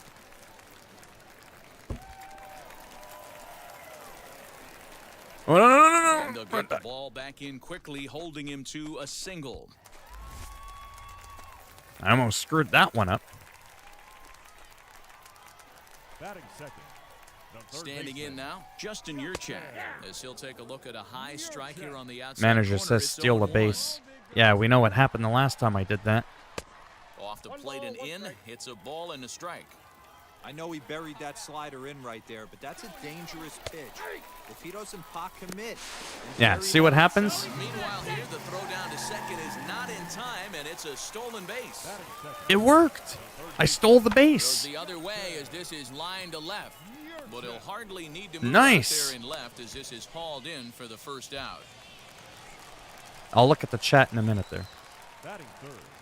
The left fielder. Right side. A diving effort here as he gets a glove on it. I can't stand watching baseball, no offense, on TV, but playing it is a different thing. I'm more of a hands-on kind of guy. Center fielder. Runner goes for second. In there. Now the throw. Is there, and he's out trying to take The second. Superman dive. And yes, my last name is Storm. The center fielder. Slider whiffed on for strike Damn it. 3. A great pitch to put in. Have you ever heard of the into Hollow inning. Earth conspiracy? Is that the conspiracy that the Earth is hollow? Phil, I'm 14. I don't smoke weed. Really? You can switch it to hitting with the button. Yeah, I know, but I'm trying to... Storm. Okay, seriously? On a line Oh, to you shortstop, and the runner bastard. gets back. No double play. See how it just quickly switched me? Anyways. I don't see the point in it. The imagination already does that. Are we talking about weed or? Anyways. Leading off for Arkansas. The first baseman. Hit back up the middle. Oh, I hope I don't botch this now. People are watching. In. Throw to first in. time, one gone here in the fourth. Need a time. I don't need a timeout. I need a timeout from that Umpire. damn tutorial. Hook it up. I'm going to bash it Into right through the box, board. Storm hit down the third baseline. Nope. This gets foul. It's 0-1. Come on. Another one fouled Too slow. off, and he's quickly behind 0-2. I'm telling you, man, baseball for me is the hardest sports game in the world to play. I could kick the Rock's ass on Legend Now a swing in and a wrestling. routine fly ball out towards center. Bishop is there People now, are always and he catching has my it, two balls, though. gone. It's frustrating.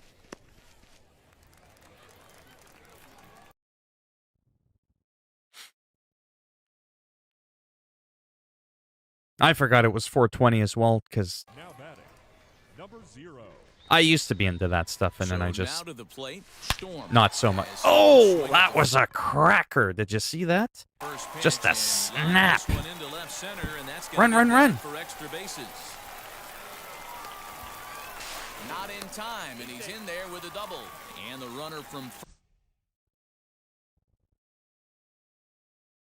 Wow, I got a spike of adrenaline there. I don't know why. Maybe I like baseball more than I thought. first But I comes made it. around to score. I made it.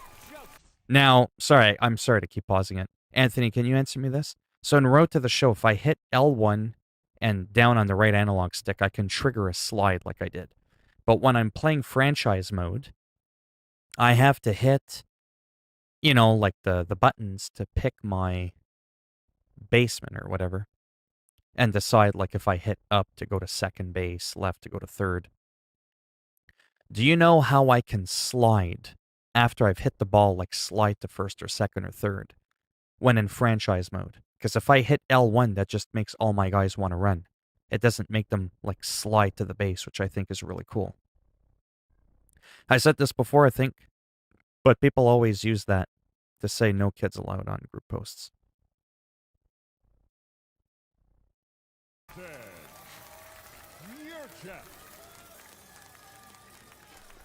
He got him. Lively fastball that time, and it puts an end to the inning. Now, the graphics in the background of the mountains, I'm not going to lie, they look like shit. They look like PlayStation 2 era. Hey, this was a pretty tightly played game. Got a little bit of everything in this one. The graphics are amazing. The grass looks nice. Some of the stadiums look nice. In certain spots, this one was a fun one to watch. A one-run finish, 4-3, the final But the tally mountains today. in the far Drillers distance look like jumped shit. ahead The in buildings seventh look good. inning and never gave the lead back. Rafael Lopez So that's Road to earns the his Show. third win of the year in relief. Juan Chavez. It's very quick, fast-paced, bam, bam, bam. You always play your character, and I like that. Franchise is a lot slower. I don't even know how to slide and head first or with your feet and play now. Oh, okay. And as you can see here, you get some XP for playing the game and some stubs, which you need to advance your character. You don't get a lot of that when you're playing franchise. On franchise, you don't get to build up all your players. Now, in Madden football, I think, correct me if I'm wrong, of all the sports game, Madden is the only one that when you play like a regular season or something like that, all your players' attributes will go up. They all get XP. And that's wicked. Baseball, FIFA, hockey, I don't think their shit, their attributes even build up at all. I think Madden's the only game that does that. And then with this, or of course you're my player in NBA 2K, obviously. And of course this in baseball. But the rest of your team doesn't get any better. Hey, no problem. Thanks for stopping by, Tyrone. I shall see you around.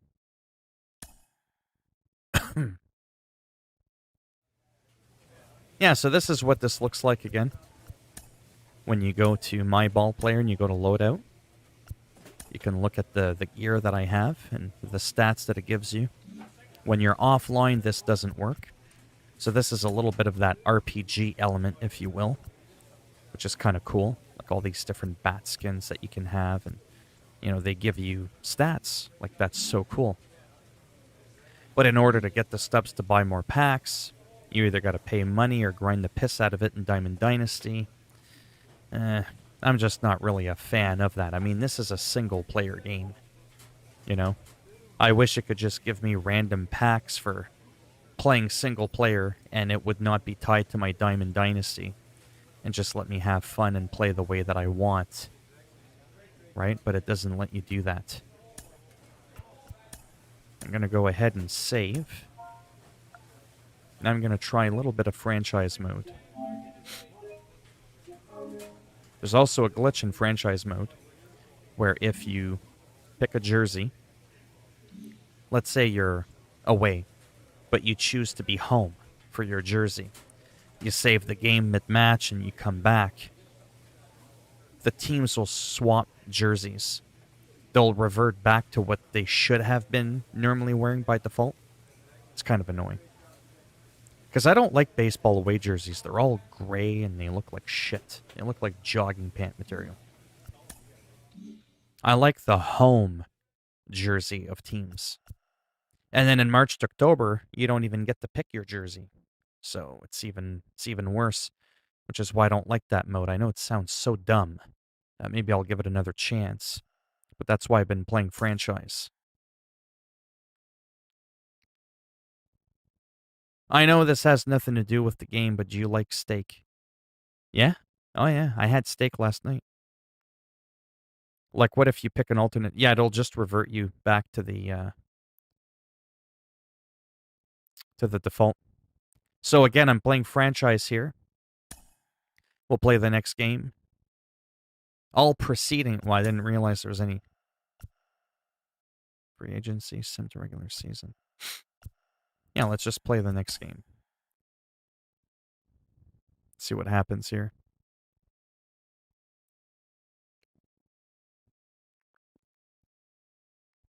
The hell's taking so long?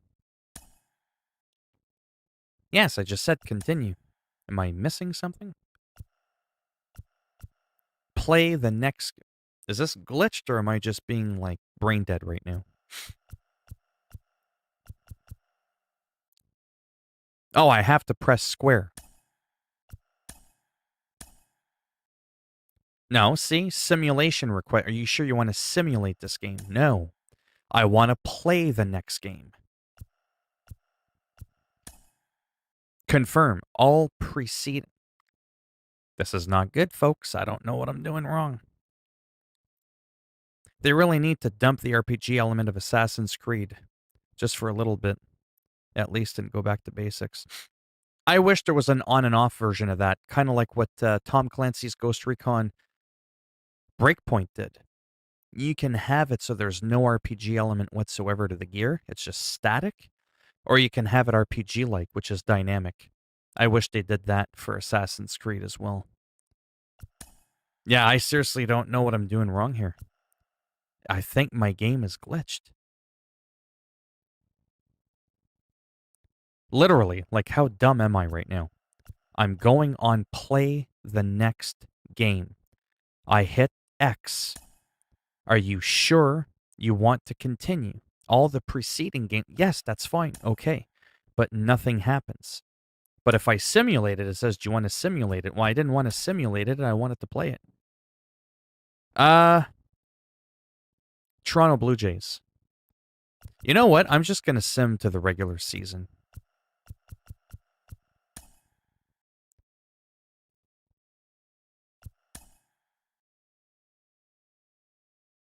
Now watch this.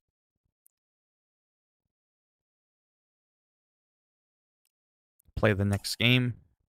Play the full game. As opposed to what? That's what I don't get. Play the full game as opposed to playing the partial game. I don't get that. You can player lock, quick manage. I don't know what quick manage does. But anyways, if I play the next game, watch this now. So if I pick Yankees, I can pick their 19... No, let me pick their... which one should I pick? Yeah, let's do the BP home. Right? Then I'll go back, because I'm Toronto. So I'll do this, and I will pick a nice white. Yeah, home 92. Let's do that one. I won't prove it to you. Oh, what's really cool is you get to pick the stadium too, which is kind of funny. But it's good because there's some stadiums, like I said, the graphics in the background is kind of awful. Like the mountains, I don't find look good in this game, but like a stadium like that, I find looks good because you don't really get to see the background, if that makes any sense. Like there is no background. The background is just the clouds. It looks pretty good. Or even here. Or even there. Anyways, I'll do this one. Fast play, quick count. Retractable roof. Clear skies. We'll do rain.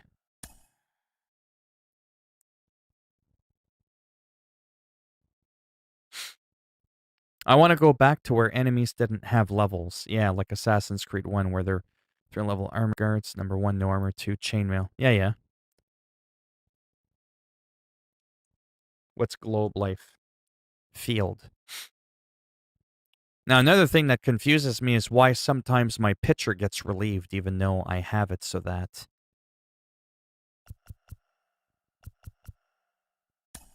I don't have anybody changing. I have an All Legends team. I need it because I suck at the game, okay? MLB The Show's coverage of Major League Baseball This is on the franchise. air. A good one on tap for you this afternoon between the Toronto Blue Jays and the That's what I wanted to do.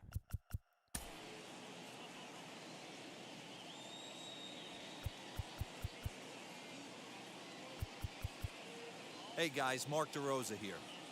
Welcome to the show. Matt Vasgersian here. Santa Maria, welcome to the How show. loud do you hear the commentary compared to my voice? Hey everyone, Matt Vasgersian here. Welcome to the show. Richard, please tell me someone's figured out how to add pitches in Road to the Show. I'm not going to lie, I don't even know what that means. I don't know much about baseball, unfortunately. I seriously don't know what that means. Hello, baseball fans. Matt Vasgersian here, play-by-play voice of MLB The Show.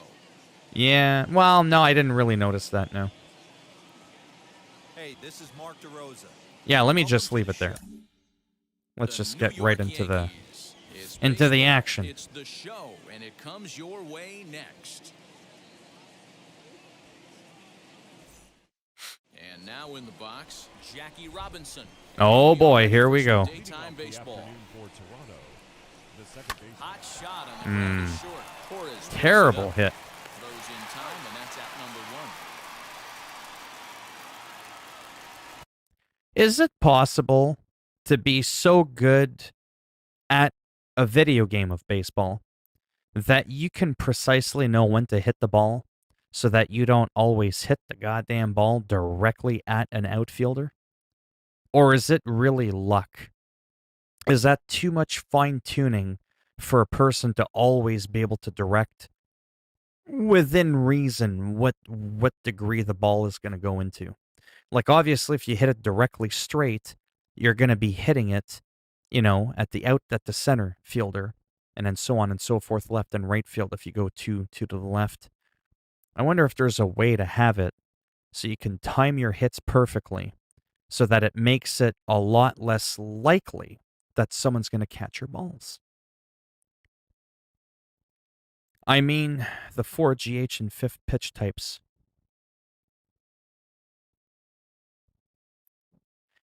I definitely don't know. Maybe Anthony knows more than I would. Willie Mays. And he puts it on the ground to second. Kind of like that. Their first of the new season. But how do I slide in franchise mode? To steal? Yeah, I know that. Press L2 to manually steal. Hank Aaron.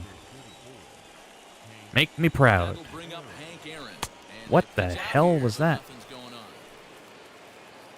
That was a wild ball. Now the 1-0. That was terrible. At least I hit the ball. Pure analog, boy. Ugh. What was I thinking? High in the air down the right See? field line. That's what I'm talking about. Judges under it. 2 down. Too easy. Damn it. Frank Thomas is usually my home run king. That man can knock him out Frank Thomas ripped down the line. usually. This is foul for the first strike. 1 strike now from Cole. Mays leads off first. I'm with telling you, a man, bounce in the baseball inning. is so hard for me compared to any other sports game at batting. Lifted in the air toward the line and right. Judge gets under it and makes For the real? catch to end the inning. Come on. Like, is there skill involved that Now you with can the make plate it so that is you're Gio unlikely to Urshela. do He'll that? lead things off That's the thing that kind of drives me nuts. That was a pitch out. here in the bottom half of the first. Maybe I need to start watching baseball, because I don't understand half of what people are saying. Hit on the ground is short. He's got it. And the throw to first is in time. 1 gone. See how he said he's in time? Who was in time? Me or the guy running? I feel like the audio presentation isn't always the best, and then it cuts between plays so fast. Sometimes I don't know if I got the double play or if I didn't, and it just kind of like swaps me out. It's like, well, who made it? The guy running to first or me throwing the ball to the first baseman to get him out? I feel like I'm not always getting an audio cue as to what the hell is going on. Aaron Hicks. As the first pitch to him is swung That on, kind of for bothers me. strike 1. Well, you don't need us to tell you it's really starting to come down out there. I can't imagine the umpires will let this go too much longer. I'm so old, I've watched Oral Hershiser pitch live. I'm just saying. In his rookie year. Just saying. Looked like the cut fastball there, and he got him to swing. 90-mile-an-hour fastball. Here's the second baseman, DJ LeMahieu. Oh, that analog. Sinker to him Ooh, finds the zone for strike 1. nasty. First touch for him here with the bases open and 2 away. That's in there. And he's Get him in out. the hole now, 0-2.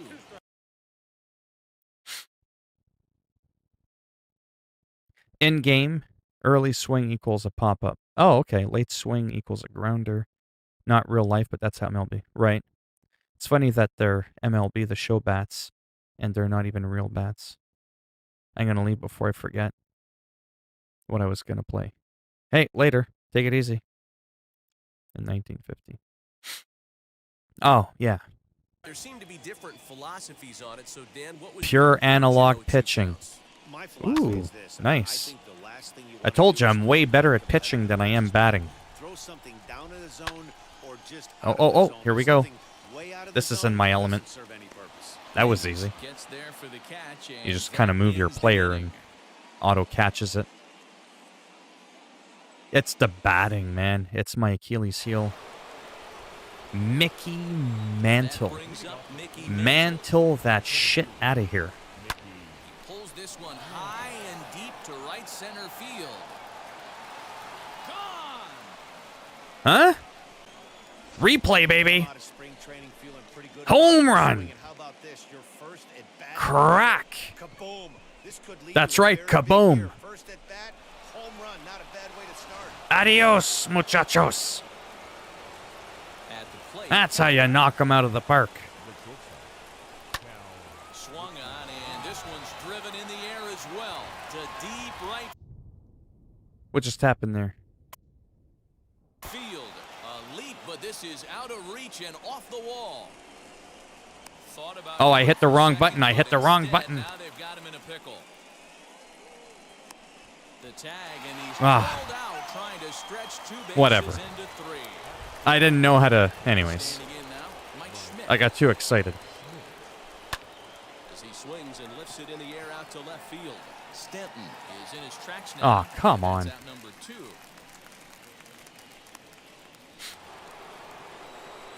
Yadier Molina is my catcher. Yadier Molina. He'll work on keeping this top of the second alive.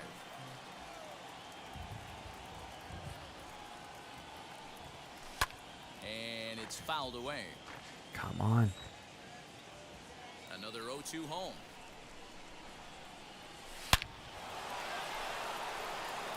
Line drive base hit. Snap. So a nice job there to fight off an 0-2 pitch and keep the inning alive for at least one more batter. Oral Hershiser, my favorite pitcher. Let's see how he does at bat. Oral Hershiser, and he'll promptly send it in the air out to center field. Hicks See what I mean? under it, and he makes the catch for out number 3. Yeah. That's kind of what I don't like about baseball. It seems almost impossible, even when you hit what looks like a nice hit on the ball. People can just easily catch your ball. Wait, is that why? Is maybe the magic of baseball making sure you don't hit too much of a grounder, not too much of a pop-up?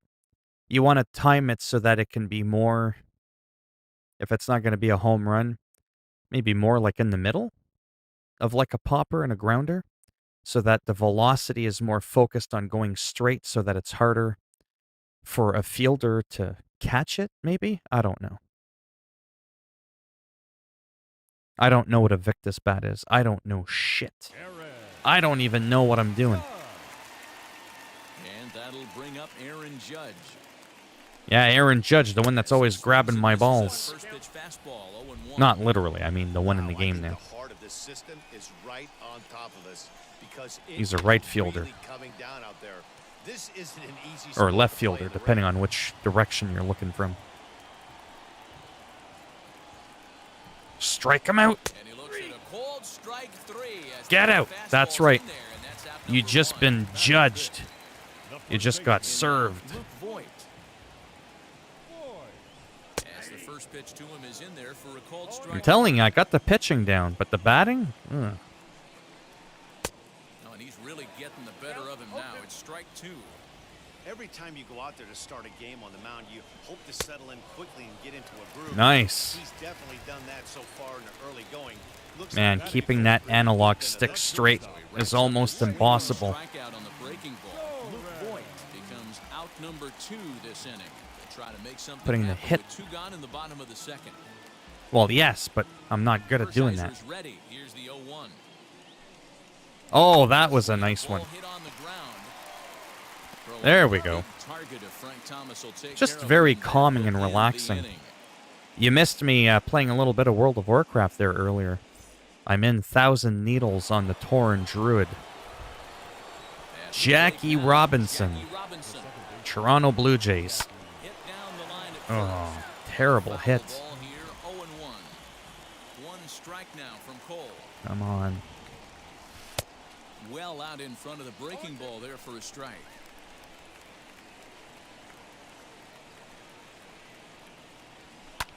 Fly ball out toward left Fly, center field. yeah. On the move is Stanton. See what I mean? Tracks it down. Yeah. Nice play for the first out. Yeah, I'm slowly getting my Tauren Druid caught up to my Night Elf Druid. Willie Mays. And he hits it hard to the right side. And this will get through into right, and he's aboard with a single. Yeah, so I kind of feel the science behind a lower ball and not too high is a little bit harder to catch, right? Because obviously if there's a huge arc, then you can, it's like a rainbow, right? You could just stand there and go, oh, there's the ball. Or if it's coming more like directly at you, more like eye level, might be a little bit harder, obviously, for them to catch your ball. At least that's what I'm guessing. I don't know. I don't know much about any sport, to be honest with you. Box, Hank Aaron. And on the first pitch, he hits it in the air to right. Like that's- Judge is under it. Of course. Brings it in He always for the second grabs out it. of the inning. So even though that might have looked... Oh, Frank Thomas. This guy I've hit more home runs with than anything. Frank Thomas. This will go after the first pitch and bounce it into foul territory. Flew out in his only at-bat so far. Come on, Frankie. Set to deliver the 0-1. Ooh, not bad. To center field, line drive base hit. But yeah, I really do like playing baseball. Mickey Mantle. I just don't like watching baseball. The center fielder, Mickey. Standing in now, Mickey Mantle. And he might have another one as this is hit high and deep out to left. Oh, he missed a home run by a matter of feet. It's off the wall. And a good throw will wind up But the holding bases it. are loaded. So the bases become loaded now with two It could gone. be an RBI. Box now, Cal Ripken. He swings and hits it. Holy foul off to hot the right tamale. and out of play. He was cut down at second, attempting to stretch a Yeah, I base can't hit. stand watching baseball, but I absolutely love playing it. Ready with the 0-1. This is hit Aw. to third. Is he going to get out of this? Over to first. Yeah. He does get out of it, and the inning I is over. botched that one. Well. It happens. Well, there it is. This one is going to be delayed as the crew chief has made the call to suspend action. You know, What? Matt, I just get the feeling this isn't going to be a very long delay, and we do have some clearing skies, so I think both of these guys possibly will go back out. Huh? The rain delays I heard suspended. I was like, what? Was he caught smoking a joint? Like, what's going on here? The rain delay is expected to last about 30 minutes. Would you like to leave in the current pitcher or warm up for a fresh arm? Keep the current pitcher, Oral Hershiser. Been to Blue Jays games in Toronto, old CNE Stadium. Did you enjoy that at all or no? Me, like I said, I can't stand watching sports in general. I never liked playing it either. Hated the pressure of being in front of everyone. Ah, right. Oh, yeah, I love hockey. Probably, arguably, a lot more, too. What I've said this before, and it might not make much sense to most people. What I like about playing baseball, compared to, like, soccer, football, hockey, is it's more laid back. It's calmer. It's not like everybody just charging each other 24/7 like basketball. Everybody's running after the one guy with the ball. Hockey, everybody's skating after the one guy with the puck. Soccer, everybody running trying to kick the ball from the one guy with the ball, right? Whereas this is like, it's completely different. And I find for streaming, it's just a lot more laid back, I find. Nice. No, Anthony, NASCAR is a Hicks sport. The catcher, Kyle. Nobody likes NASCAR. Kyle Higashioka. As he'll go after a hard I'd set rather at that watch time, rally falls racing behind 0-1. with beautiful scenery. Well thrown sinker that time, down but in the strike zone. I found being there boring, but was nice family time. Often took nephews to hockey and baseball when I got ticket. Nice race. Yeah, NASCAR. Let's watch cars drive around in a circle like a donut. That looks like fun. That's the heavy sinker right there. He has the ability to get ground balls when he needs them, potential double play situations. Here we or to go. get that jam job with no one on base, gonna tackle right back to the pitcher. One of the Very toughest nice. pitches to hit in the game. Throw to Thomas is in time for the out. But yeah, anyway, so that's what I really like about baseball, is it can still be kind of Garrett Cole. exciting in a way without being so fast-paced like most other sports games. Zero in the hit column. Looks like he swung it underwater that time for strike two. Let's see if I can Lined up strike the him out. 0-2 pitch. A swing and Nice. miss at a sinker. The That was strikeout nice. Retires the side. Inning is over.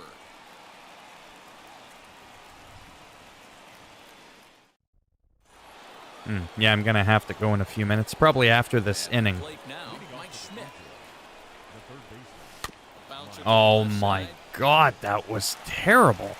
Throw to first in time. One gone here in the fourth. Mike Schmidt is my third baseman. Yadier Molina. Yadier Molina. And he puts it on the ground to second. Yeah, not a good place to throw it. On to first. So when I played baseball, I know it's kind of funny because it's been a long time, but I was shortstop. I really enjoyed playing shortstop. Skied in the air to straightaway left. Stanton has a read Yeah, on see it, what I mean? and he makes the play It to looks end the like a inning. nice hit, far and high in the air, but you're giving it away. You're giving the ball away. And that's what's kind of frustrating. Anyhow. Formula 1 is pretty entertaining. It's a little more complex. It's just driving. Well, that's why I like rally racing. We have had an early spring here. I was expecting one more good snowfall that never came. I had a British friend that loved watching hockey. Oh, yeah. Mammoth Dude. 200. I'm a shortstop, too. Yeah. It always looks like it's out. Yeah, it's kind of frustrating. I mean, yeah. Anyways, I'll go in a moment there. I'm probably going to play a little bit more on my own, some World of Warcraft and some more baseball. Urshela has a slugging percentage a little over 425, a respectable number. Bam, you're out. Yeah, I don't know what it is about baseball. It's very different, like I said, to other sports. I find it relaxing, but I could never in a million years attend a baseball game. No way. And you'll never catch me watching it on TV either. I might as well just play it. That's kind of how I am with most things, to be honest. You have to find a way to lay off that low sinker. There is just no way to do any damage. You're just looking at either a bruised shin or a ground out to the left side. Here comes another 0-2. Whoops, that was out. A ball. That's the first ball Yeah, I'll have to maybe start playing some hockey as well. 2 balls and 2 strikes Ooh. to Hicks now. Hey, What's going on there? He's getting tired. Here does not want to run the count full. And now this is foul tipped at the plate, and that appeared to catch a lot of the home plate umpire in the process. Hope he's all right down there. Looked like Nice. a fastball there, and he got him to swing through it for the second out. I like the mini game for the pitching too. Into the box. Because if you don't bring, The zone for strike like I one. said before, like your analog stick when you bring it back, when you bring it back forward, if you're just off by a little bit, and of course you could change it to make it easier, you'll end up throwing the ball wild.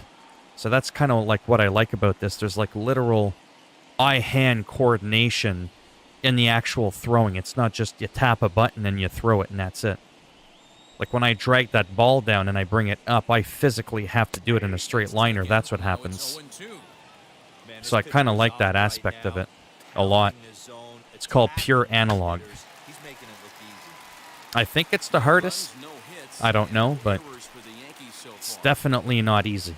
Swung on and missed, and that's the final out of the inning. And I like being, Toronto because I like Blue Jays. That sounds funny, but I like Blue Jays. And when it comes to, such an American sport, just to say that we got that one team that's in Canada, it's like, yeah, that's right. We're hanging in there. We got that one team. Just like NBA basketball, we got that one team, in Toronto. So I like Toronto a lot for that. We got our Raptors and our Blue Jays.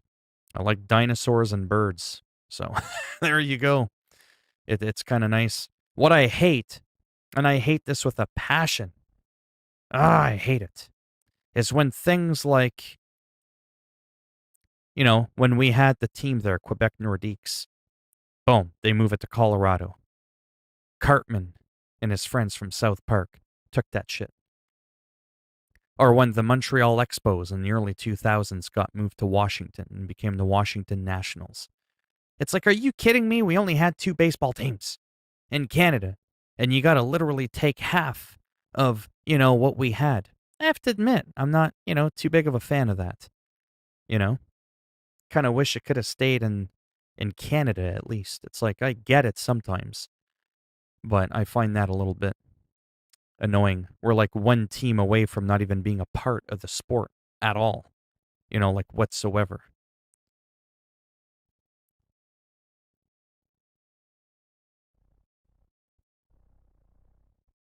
Hey, Optic Gamer, how you doing? Amazing, these games. I remember old Atari games. Are the Blue Jays any good? According to the stats on this, they're not that good, no. Dinosaurs are birds, not to be... While a T-Rex, a raptor's not really a bird. They're not playing in Toronto this year, though. All about, yeah, it's all about the money. But I'm just saying, for me, I don't know. I'm kind of weird that way. I'm not saying I want half the teams in the MLB to be in Canada. All I'm saying is, but the very little we have, can you leave them alone? You know what I mean? We had the Montreal Expos, very popular team. They're gone. We had the Quebec Nordiques. They're gone. You know? I feel like this is a joke now. This is a joke. But I feel like the Americans just like taking shit away from the French in Canada, you know? We don't have that much to begin with. I'm going to save and exit. Confirm save and exit. I'll show you something really quick. This is a glitch, unless they somehow fixed it, which I doubt, or it was a one-time thing. So I was wearing my white jersey with the blue bird, because I chose that. Now watch what would technically happen if I went back. I'm not going to play the game. I'm just going to show you. I forget if I'm home or away in this case. Those of you just joining us, we've got nobody out here in inning number 5. Oh, never mind. I think it's because I'm technically the home team. I can't even figure out how I'd be able to tell that. Into the box, Man, let me just hit this. Down the first baseline, scooped up, and he'll step on first himself. Anyway, sometimes it reverts to jersey, is what I was going to say. Yeah, I'll just save and exit that.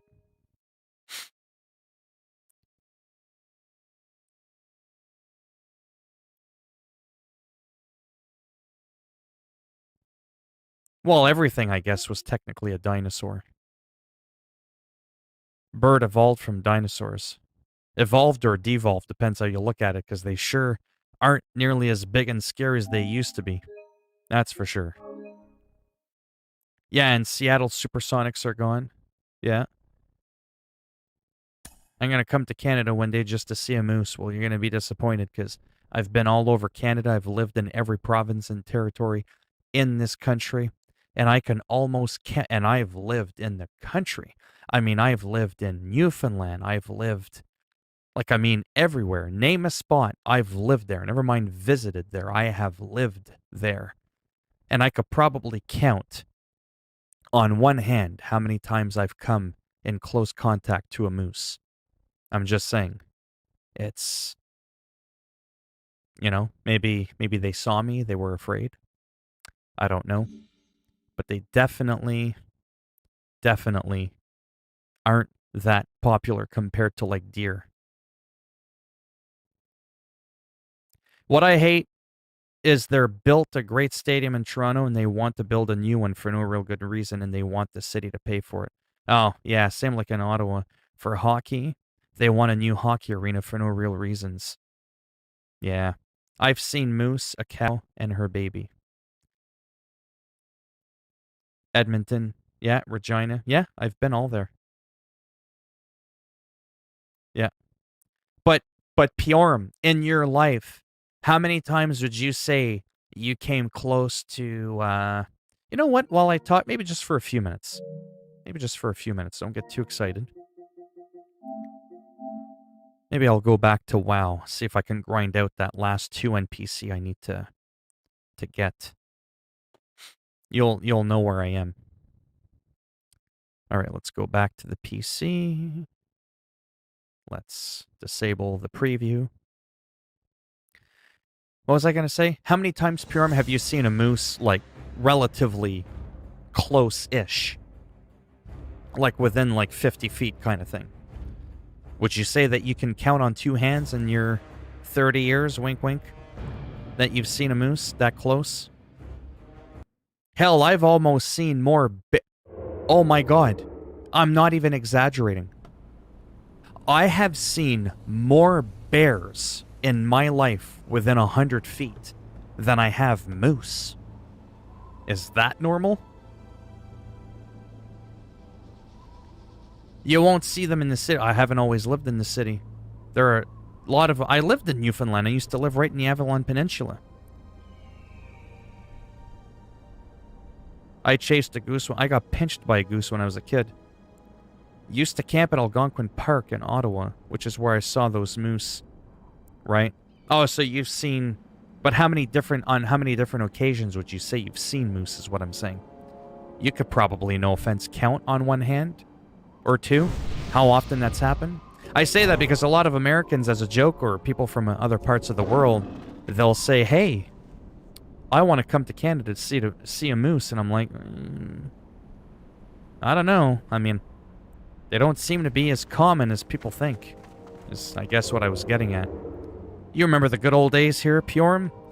The good old days when Thousand Needles and Shimmering Flats actually meant something, and it wasn't flooded with water.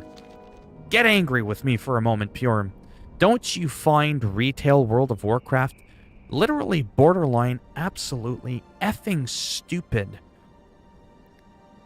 How they've designed the map. I'm not talking about how, like, you make a new expansion and the prior map goes dead because nobody really wants to go there. I'm talking from a literal standpoint of, like, how, like, for example, Freewind Post, and then you've got the Night Elf little flight path right over here. You know what I'm talking about. That borders Feralis and Thousand Needles. Okay? You'll have that now. That's completely gone. It's always contested. I don't even think there's a flight path there anymore. When it comes to Freewind Post and retail, it's gone. You got a couple of NPCs up here on the cliff now on retail with some of the demon NPCs. And then you've got, instead of the flight path, or instead of like the goblins with the, you know, the little racing track and all that, there's a little boat with a flight path. And then, of course, you've got Tanaris, however you want to pronounce it. But ultimately, this entire, what I consider to be an iconic area, it's literally 100%, like, it's dead. They literally drowned it, no pun intended, filled it with water, but there's essentially nothing to do there. There's, like, no questing, almost next to nothing there. And then when it comes to what I said right here, there's a flight path, like, right there. I think that one is gone now in retail. I just think it's absolutely ridiculous. Yeah, only once, but if you leave Southern, you will not see them. Yeah, deer, wolves, coyote, foxes, no, right. But you see what I'm saying? You know? He's been around about as long as I have, and he can count on one hand, one finger, how many times he's seen a moose. Alright, let me kill 2 Gallic Wranglers, and then what I might do for a quick minute before I log out, because, you know, people are so invested in me playing World of Warcraft. Sarcasm there. How many people? Oh, we got 7 people in here. Okay. Is I'll go on retail and I'll fly to this area, and we'll see if the flight path is still there. Because what ends up happening with a lot of zones since Kata is a lot of the hot spots where you could fight. They're gone. They, like, literally do not exist. And it pisses me off. It really, really irks me. I mean, when we look at Taran Mill, for example, okay, on retail. So South Shore is gone. It just doesn't exist. This was a very prominent area for the Alliance to fight, okay? And, South Shore. Yeah, Taran Mill and South Shore in Hillsbrad, Foothills, sorry. I'm in the wrong spot. It won't let me click on it. Okay, seriously? Give me a moment here, I'm stubborn. There we go. My goodness. Taran Mill, Horde. South Shore, Alliance. Coke, Pepsi. Okay? Democrats, Republican. Get it? It was just... This is where the magic first happened. This is where people would PvP before Battlegrounds even existed 17 years ago. It's such an iconic place. Again, they did the same goddamn thing. They literally turned South Shore into ruins. It's literally called the Ruins of South Shore.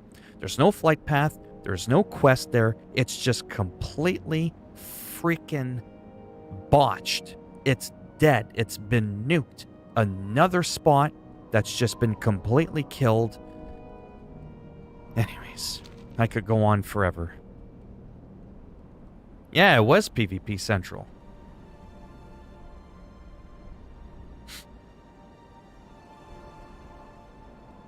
You don't know. I've played retail enough after Kata to know what quests are like in the 1000, but isn't there a lot of swimming quests there? No, not really.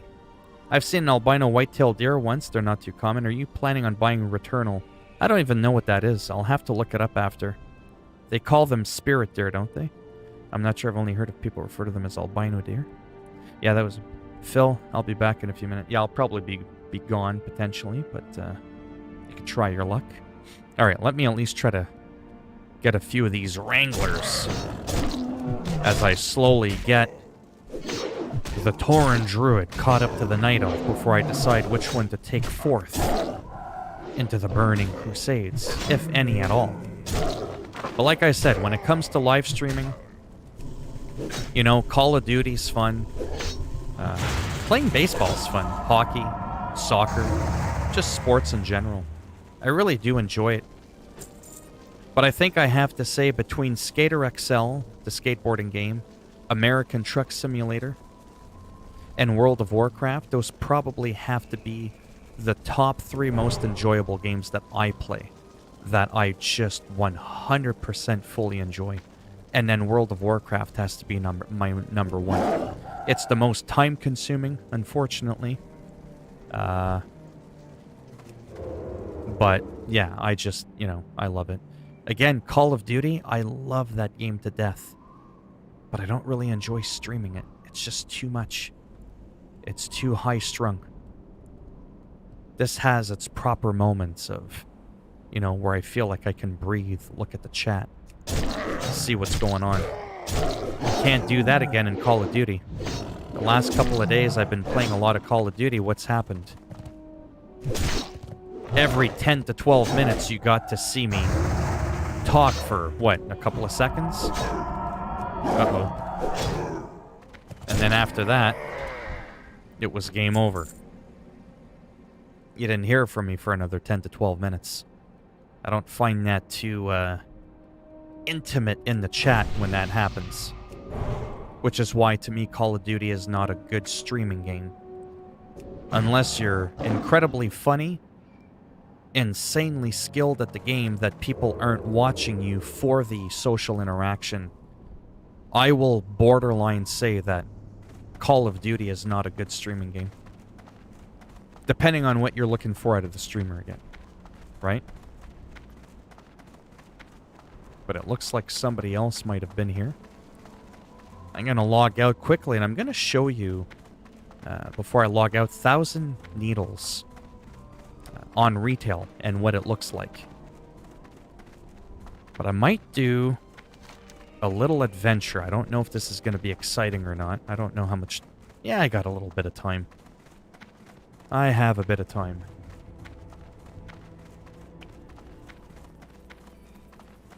What you'll have happen a lot is just a lot of zones where things have basically evolved, okay? You'll have outposts, town hubs, whatever you want to call them, and now it's NPCs fighting each other. Like friendly and or whatever, alliance and horde NPCs fighting each other, taking over territory. And I get that. I get that the world is evolving. But can you give us a reason to still go there? Like, I know this looks pretty bland right now. There's not much going on. You just have to take my word for it. There is a lot of questing going on in 1,000 Needles. Like, there's just so much to this zone. It might look bland in color, but it's a very iconic spot. And now, like I said, you know, it's one thing to have it underwater. Steel Snap, I think, was the hyena NPC that we used to have to get that was really hard. Now it's all these water elementals. I'm just following this road here. I want to kind of go to the border of Feralis to kind of show you what's going on. Really quick. Yeah, I think most people have left. I think there's a few people left, but yeah. World of Warcraft isn't for everybody. That's okay. More for Horde than Alliance. Alliance is more flats. Yeah.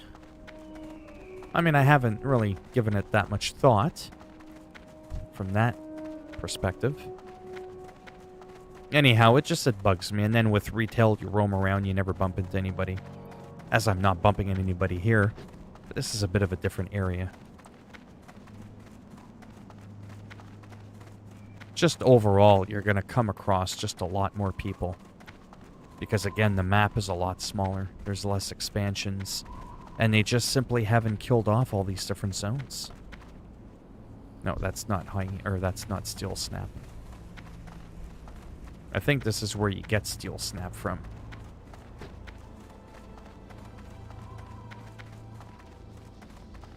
But yeah, this game is just so relaxing for me. Like I said, even the PvP. You see me playing Call of Duty and I'm like, yo, what? You know, like I said earlier there, sometimes I get really amped up. And it's not because I'm trying to be anything. But when I play World of Warcraft PvP, I'm so much calmer.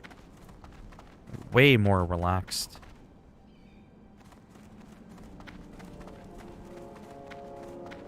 I more or less know my way around. I just kind of want to double check that I'm on the right route.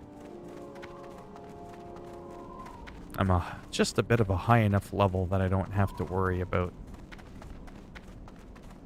getting my ass kicked too bad. I played the Burning Crusade after Wrath. I am looking forward to playing it when it is popular. I only played it on your old second, if you remember. Right, or after Wrath came out, I should say. Yeah. Yeah, like I said, you know, just in general, depending, because I kind of have to go where the money is. You know, for YouTube, I want to be self-sustained financially. And I'm already well on my way there. But streaming and World of Warcraft, no offense, that doesn't do it. And there's Steel Snap. There he is. The infamous. The one and only Steel Snap. But yeah, WoW is just not... For me, for my channel, it's not popular. WoW is popular. Just look at Asmongold. I always go back to him.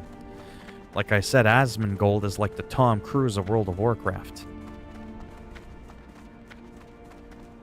Arguably, most people that watch him, though, is probably not so much for World of Warcraft, but more his personality, maybe.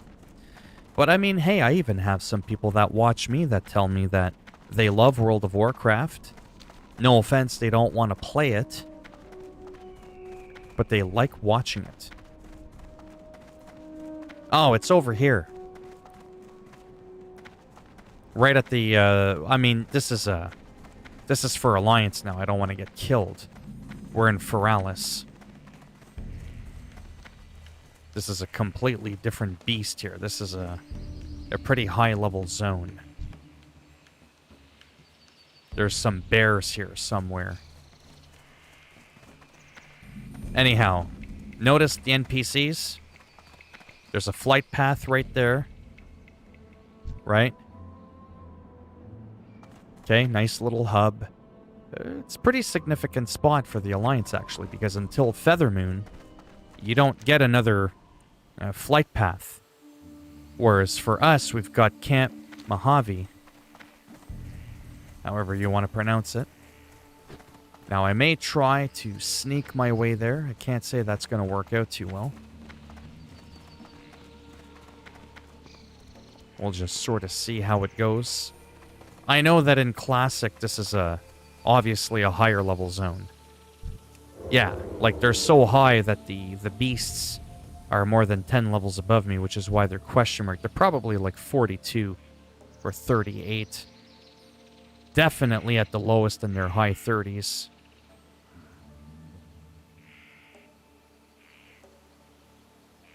Yes. Yeah. Anyways, you kind of get the idea here.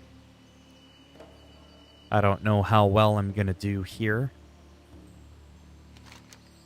I mean, I'm not terribly far. I mean, if I die, I'll just log out.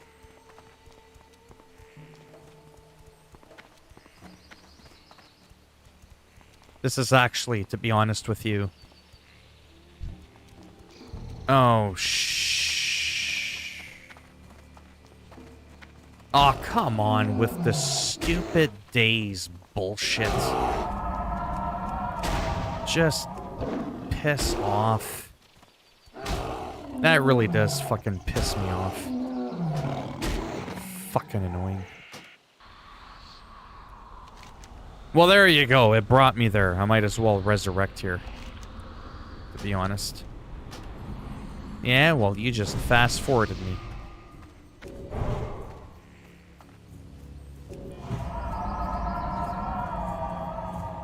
I'll at least grab the flight path.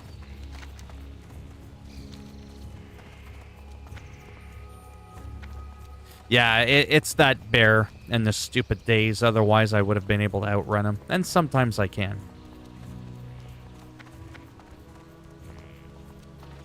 I love the music, too. It's so good.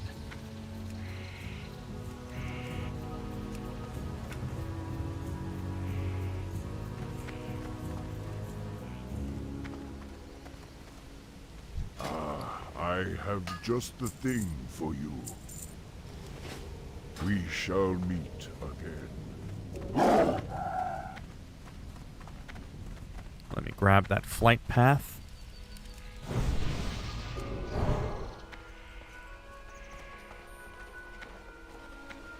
How may I aid you?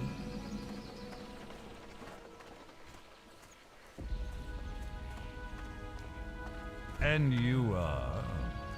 I wish I had that guy's voice. What brings you here? Not that guy's voice. Alright, so that wasn't all that exciting. But it is for me. Now we're going to go back to that spot I was just at. Show you what it looks like. And it's like, what? And then that's just going to be one of many examples. And it just bothers me. But, you know, if you're looking for a faster game, less grinding, and you just want a PvP, you want a queue in the middle of nowhere. Dark Side. What's MLB mean? Major League Baseball. LMNOP. It's the alphabet for dyslexic people. See, look at that. Look at that bear form. Arrgh. You can't do that in Classic. Look at this cat form. Look at that. Look how beautiful that is. You can't do that in Classic. You can't just jump in the middle of the air and turn into a pterodactyl. You can't do that. I gotta admit, it's really cool being able to do that. But what's the point in being all flashy when there's nobody around for you to see it? But if I wanted to queue for a battleground, I could do it right now. I don't have to go all the way back to the city to queue up for one. There are advantages to retail. There's just... I'm starting to run out of finding them.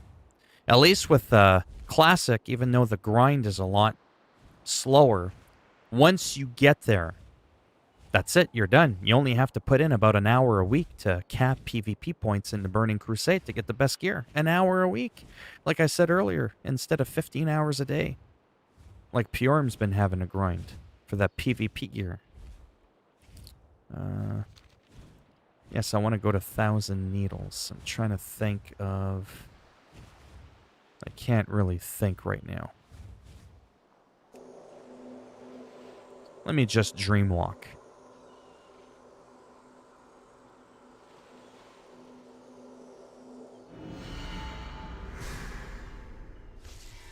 I mean, I am, but I'm not. Into sports. There we go. No buffs in retail. So dumb. Don't even get me started on that. Don't even get me going on that. But yeah, the stream is coming to an end when these dragons actually meant something. Pathetic whelps.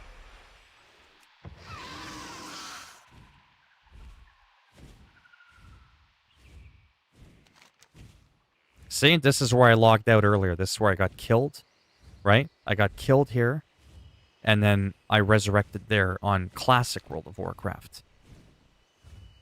This is just to kind of briefly show you the map difference ever since Cataclysm, some almost 10 years ago already.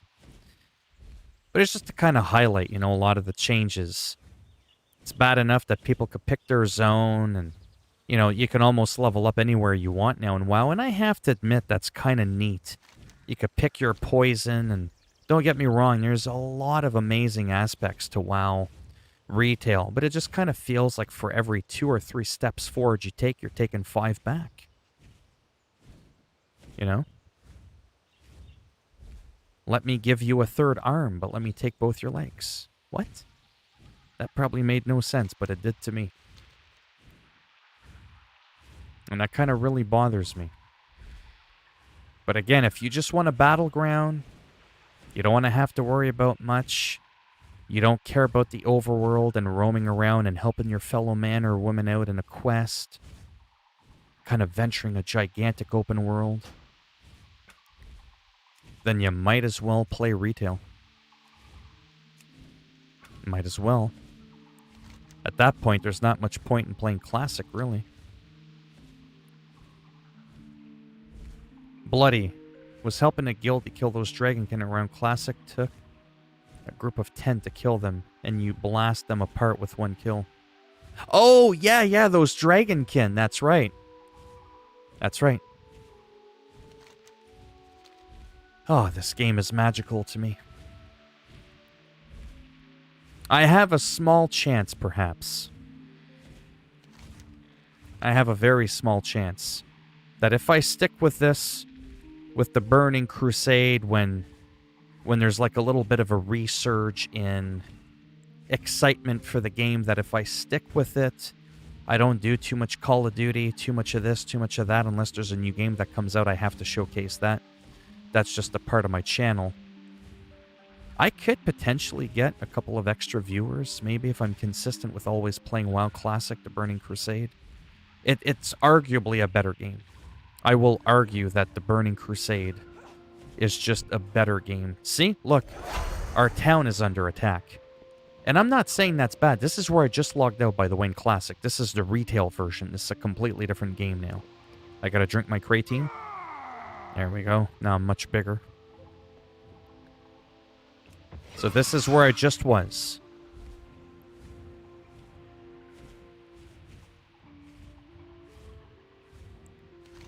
The Night Elf flight path might still be there, but that's not the point. There's going to be a lot of places like it, though, that have been completely killed. I like basketball and swimming a little bit. That's pretty much it. Well, basketball is a sport. I know what you meant, though. You meant overall. You're not huge into sports. See, look. Look at all this. Look at all that. I was just here a couple of minutes ago, remember? I was on my Tauren Druid, right? On Classic. And I was all like, there's a flight path there. I don't want to get too close in case I get killed. And I got mauled by a bear, like right there. What's going on here? It's all Grim Totems, even though they look like Taurens. They're actually all enemies. Fear me.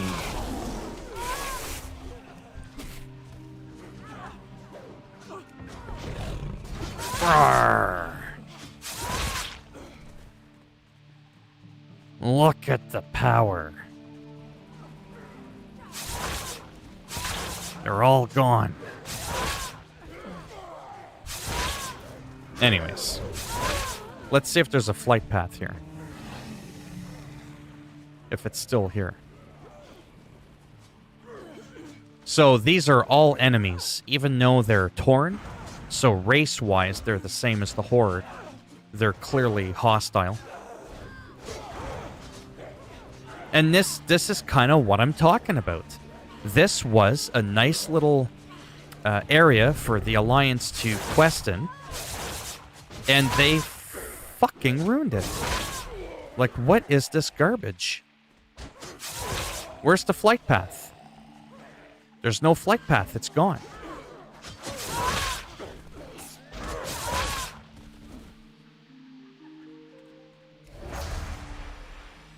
I don't know. I'm just saying. This is what I wanted to showcase. This is what I wanted to show you. This is a good example of a difference between retail and classic. For that Dragonkin quest, we helped this guy farm a drop of Ashen Veil. Dragonkin 2 months, once a week, 2 to 3 hours, and I just walk in there with one button and it's dead. It's not even so much the challenge, though. It's just the stupidity. It is like there wasn't much here to begin with. You think there's a quest for the Alliance here now? They've completely nuked it. Remember how I told you I was in Thousand Needles? Does this look a little bit familiar? It's all underwater now. Remember, I was just here. I was literally just on that path, remember? I was just here a few minutes ago. On my druid. Snails, some strangle kelp. Everything's underwater now. And there's nothing here to do. That's how you kill your game. Now, there's a flight path over here.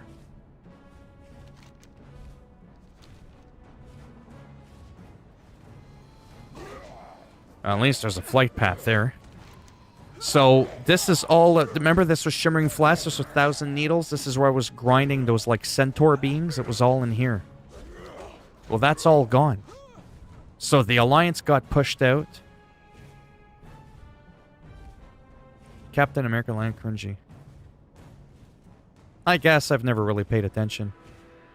I'm sure there are other... Yeah, I mean, there's still some, but look, this is what's become 1,000 Needles. I have Questy. There's only one quest there. There's no other quests here. All this is dead. Freewind Post is no longer the Horde Town that I need to go back to. This is where I was grinding those centaurs. Look at all this. What is this garbage? It's one thing, you know, the world came in, it drowned, you had the cataclysm with the dragon. He messed things up and the world forever changed, and now you've got all these, like, evil demons on the side of the outskirts, which you didn't have before. I get that a little bit, but don't fully nuke the entire area. Like, there's no quest for you to kill these guys. Anyways, I just think it's stupid. Is there a barge there now? And you swim down? Is there a barge? I don't think so.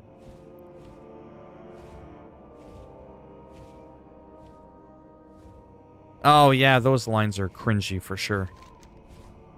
And there's Freewind Post. I mean, this is where I just was on my classic druid. Right up in here. This is where I've been grinding for like the past, you know, half hour there in between when I was playing the baseball game. Like, wow, that looks like a lot of fun. There's like nothing in here.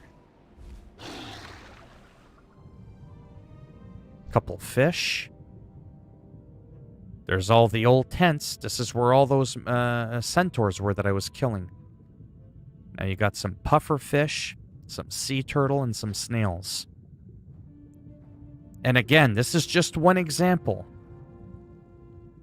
Yeah, I'll fly to what was Shimmering Flats. I didn't show what Shimmering Flats was on Classic, though, so nobody in here would really see that. There's not that many people left. There was like 14 people in here earlier. Anyhow, you get the idea. This is where I just was.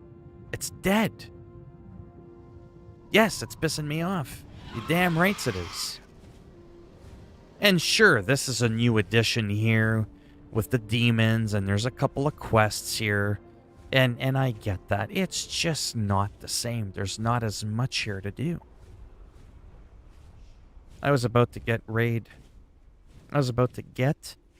Shadow Legends. Oh.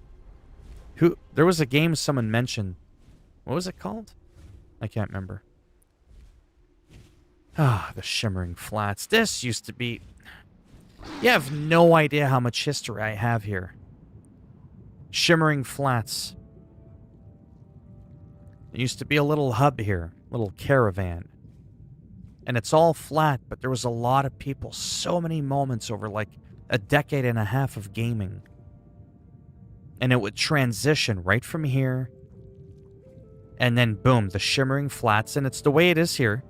It's all gray. So that hasn't really changed. This is how it looked, but just, you know, without the water. And there was a lot of quests, one where you had to gather like 30 car parts, and thankfully there's still a quest hub here. And not only that, there is a flight path here. But again, it's just not the same. And as you can tell, the world is just dead. But yeah, there are a few quests here. There's a few. Nothing like in Classic. Bigger space, less people, less quests. Come on, Blizzard.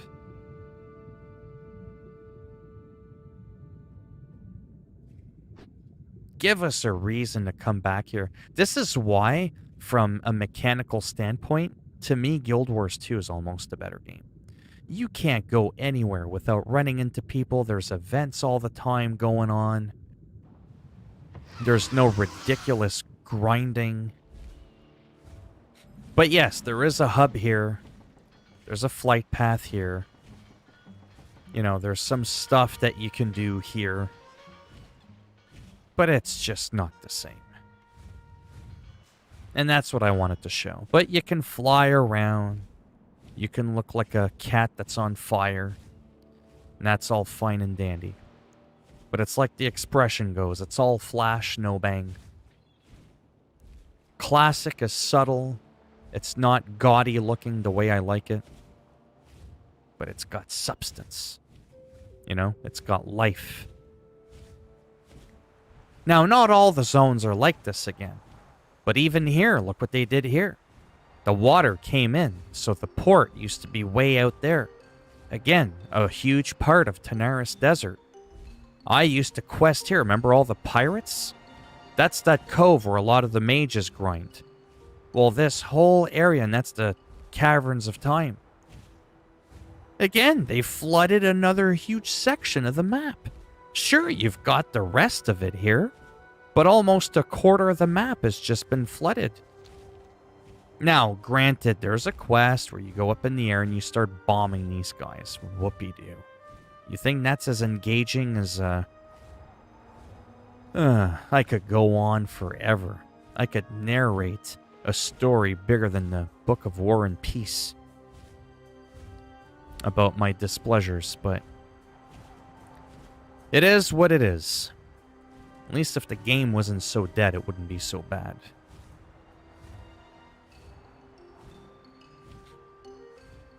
Yeah, I don't know what Raid Shadow Legends is.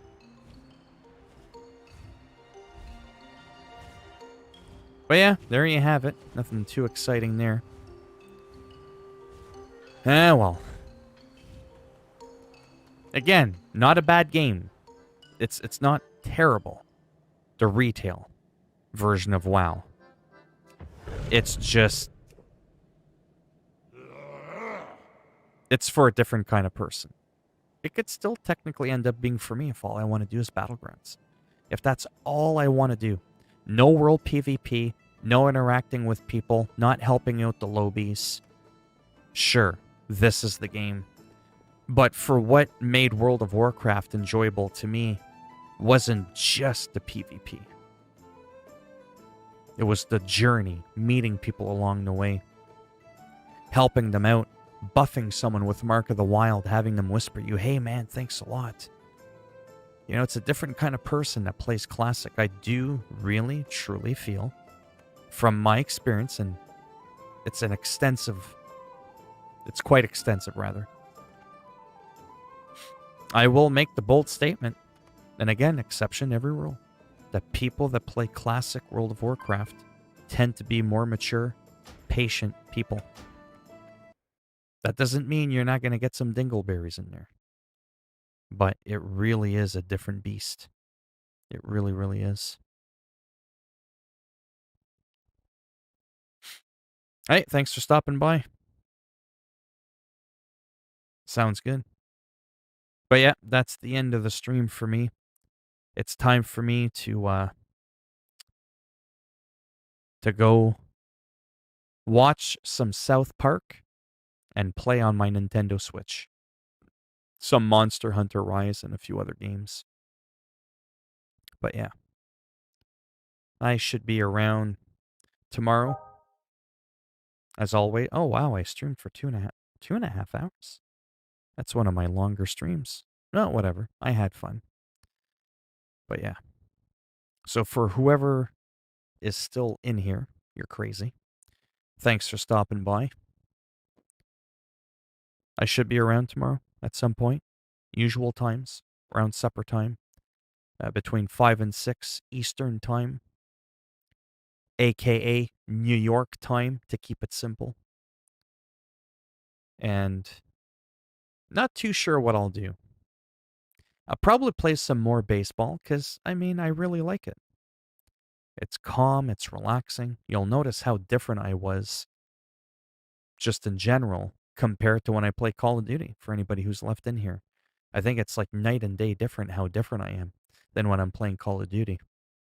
And a little bit here and there, don't get me wrong, it's okay, but after a while, it just gets really draining for me. So I probably play a little bit more of classic World of Warcraft. Probably play a little bit more baseball. Might try to do some American Truck Simulator for the first time in a while as well. I'll just kind of see how it goes, kind of give you a bit of an idea. And then during the day on my own, I'll probably play some Call of Duty to kind of get it out of my system. I don't know why I didn't get what the ML meant in MLB, Major League. Yeah, well, I mean, like you said, you're not huge into sports. I've asked questions before what this means, what that means. People, you seriously don't know that? It's like, no, I don't. But yeah. Anyhow, thanks for stopping by. It's been 2.5 hours. I want to get out of this chair, get to bed early, watch my South Park, play my Switch, so that I can be up and early, get all my stuff done that I do on a daily basis, and be ready for tomorrow evening to stream again.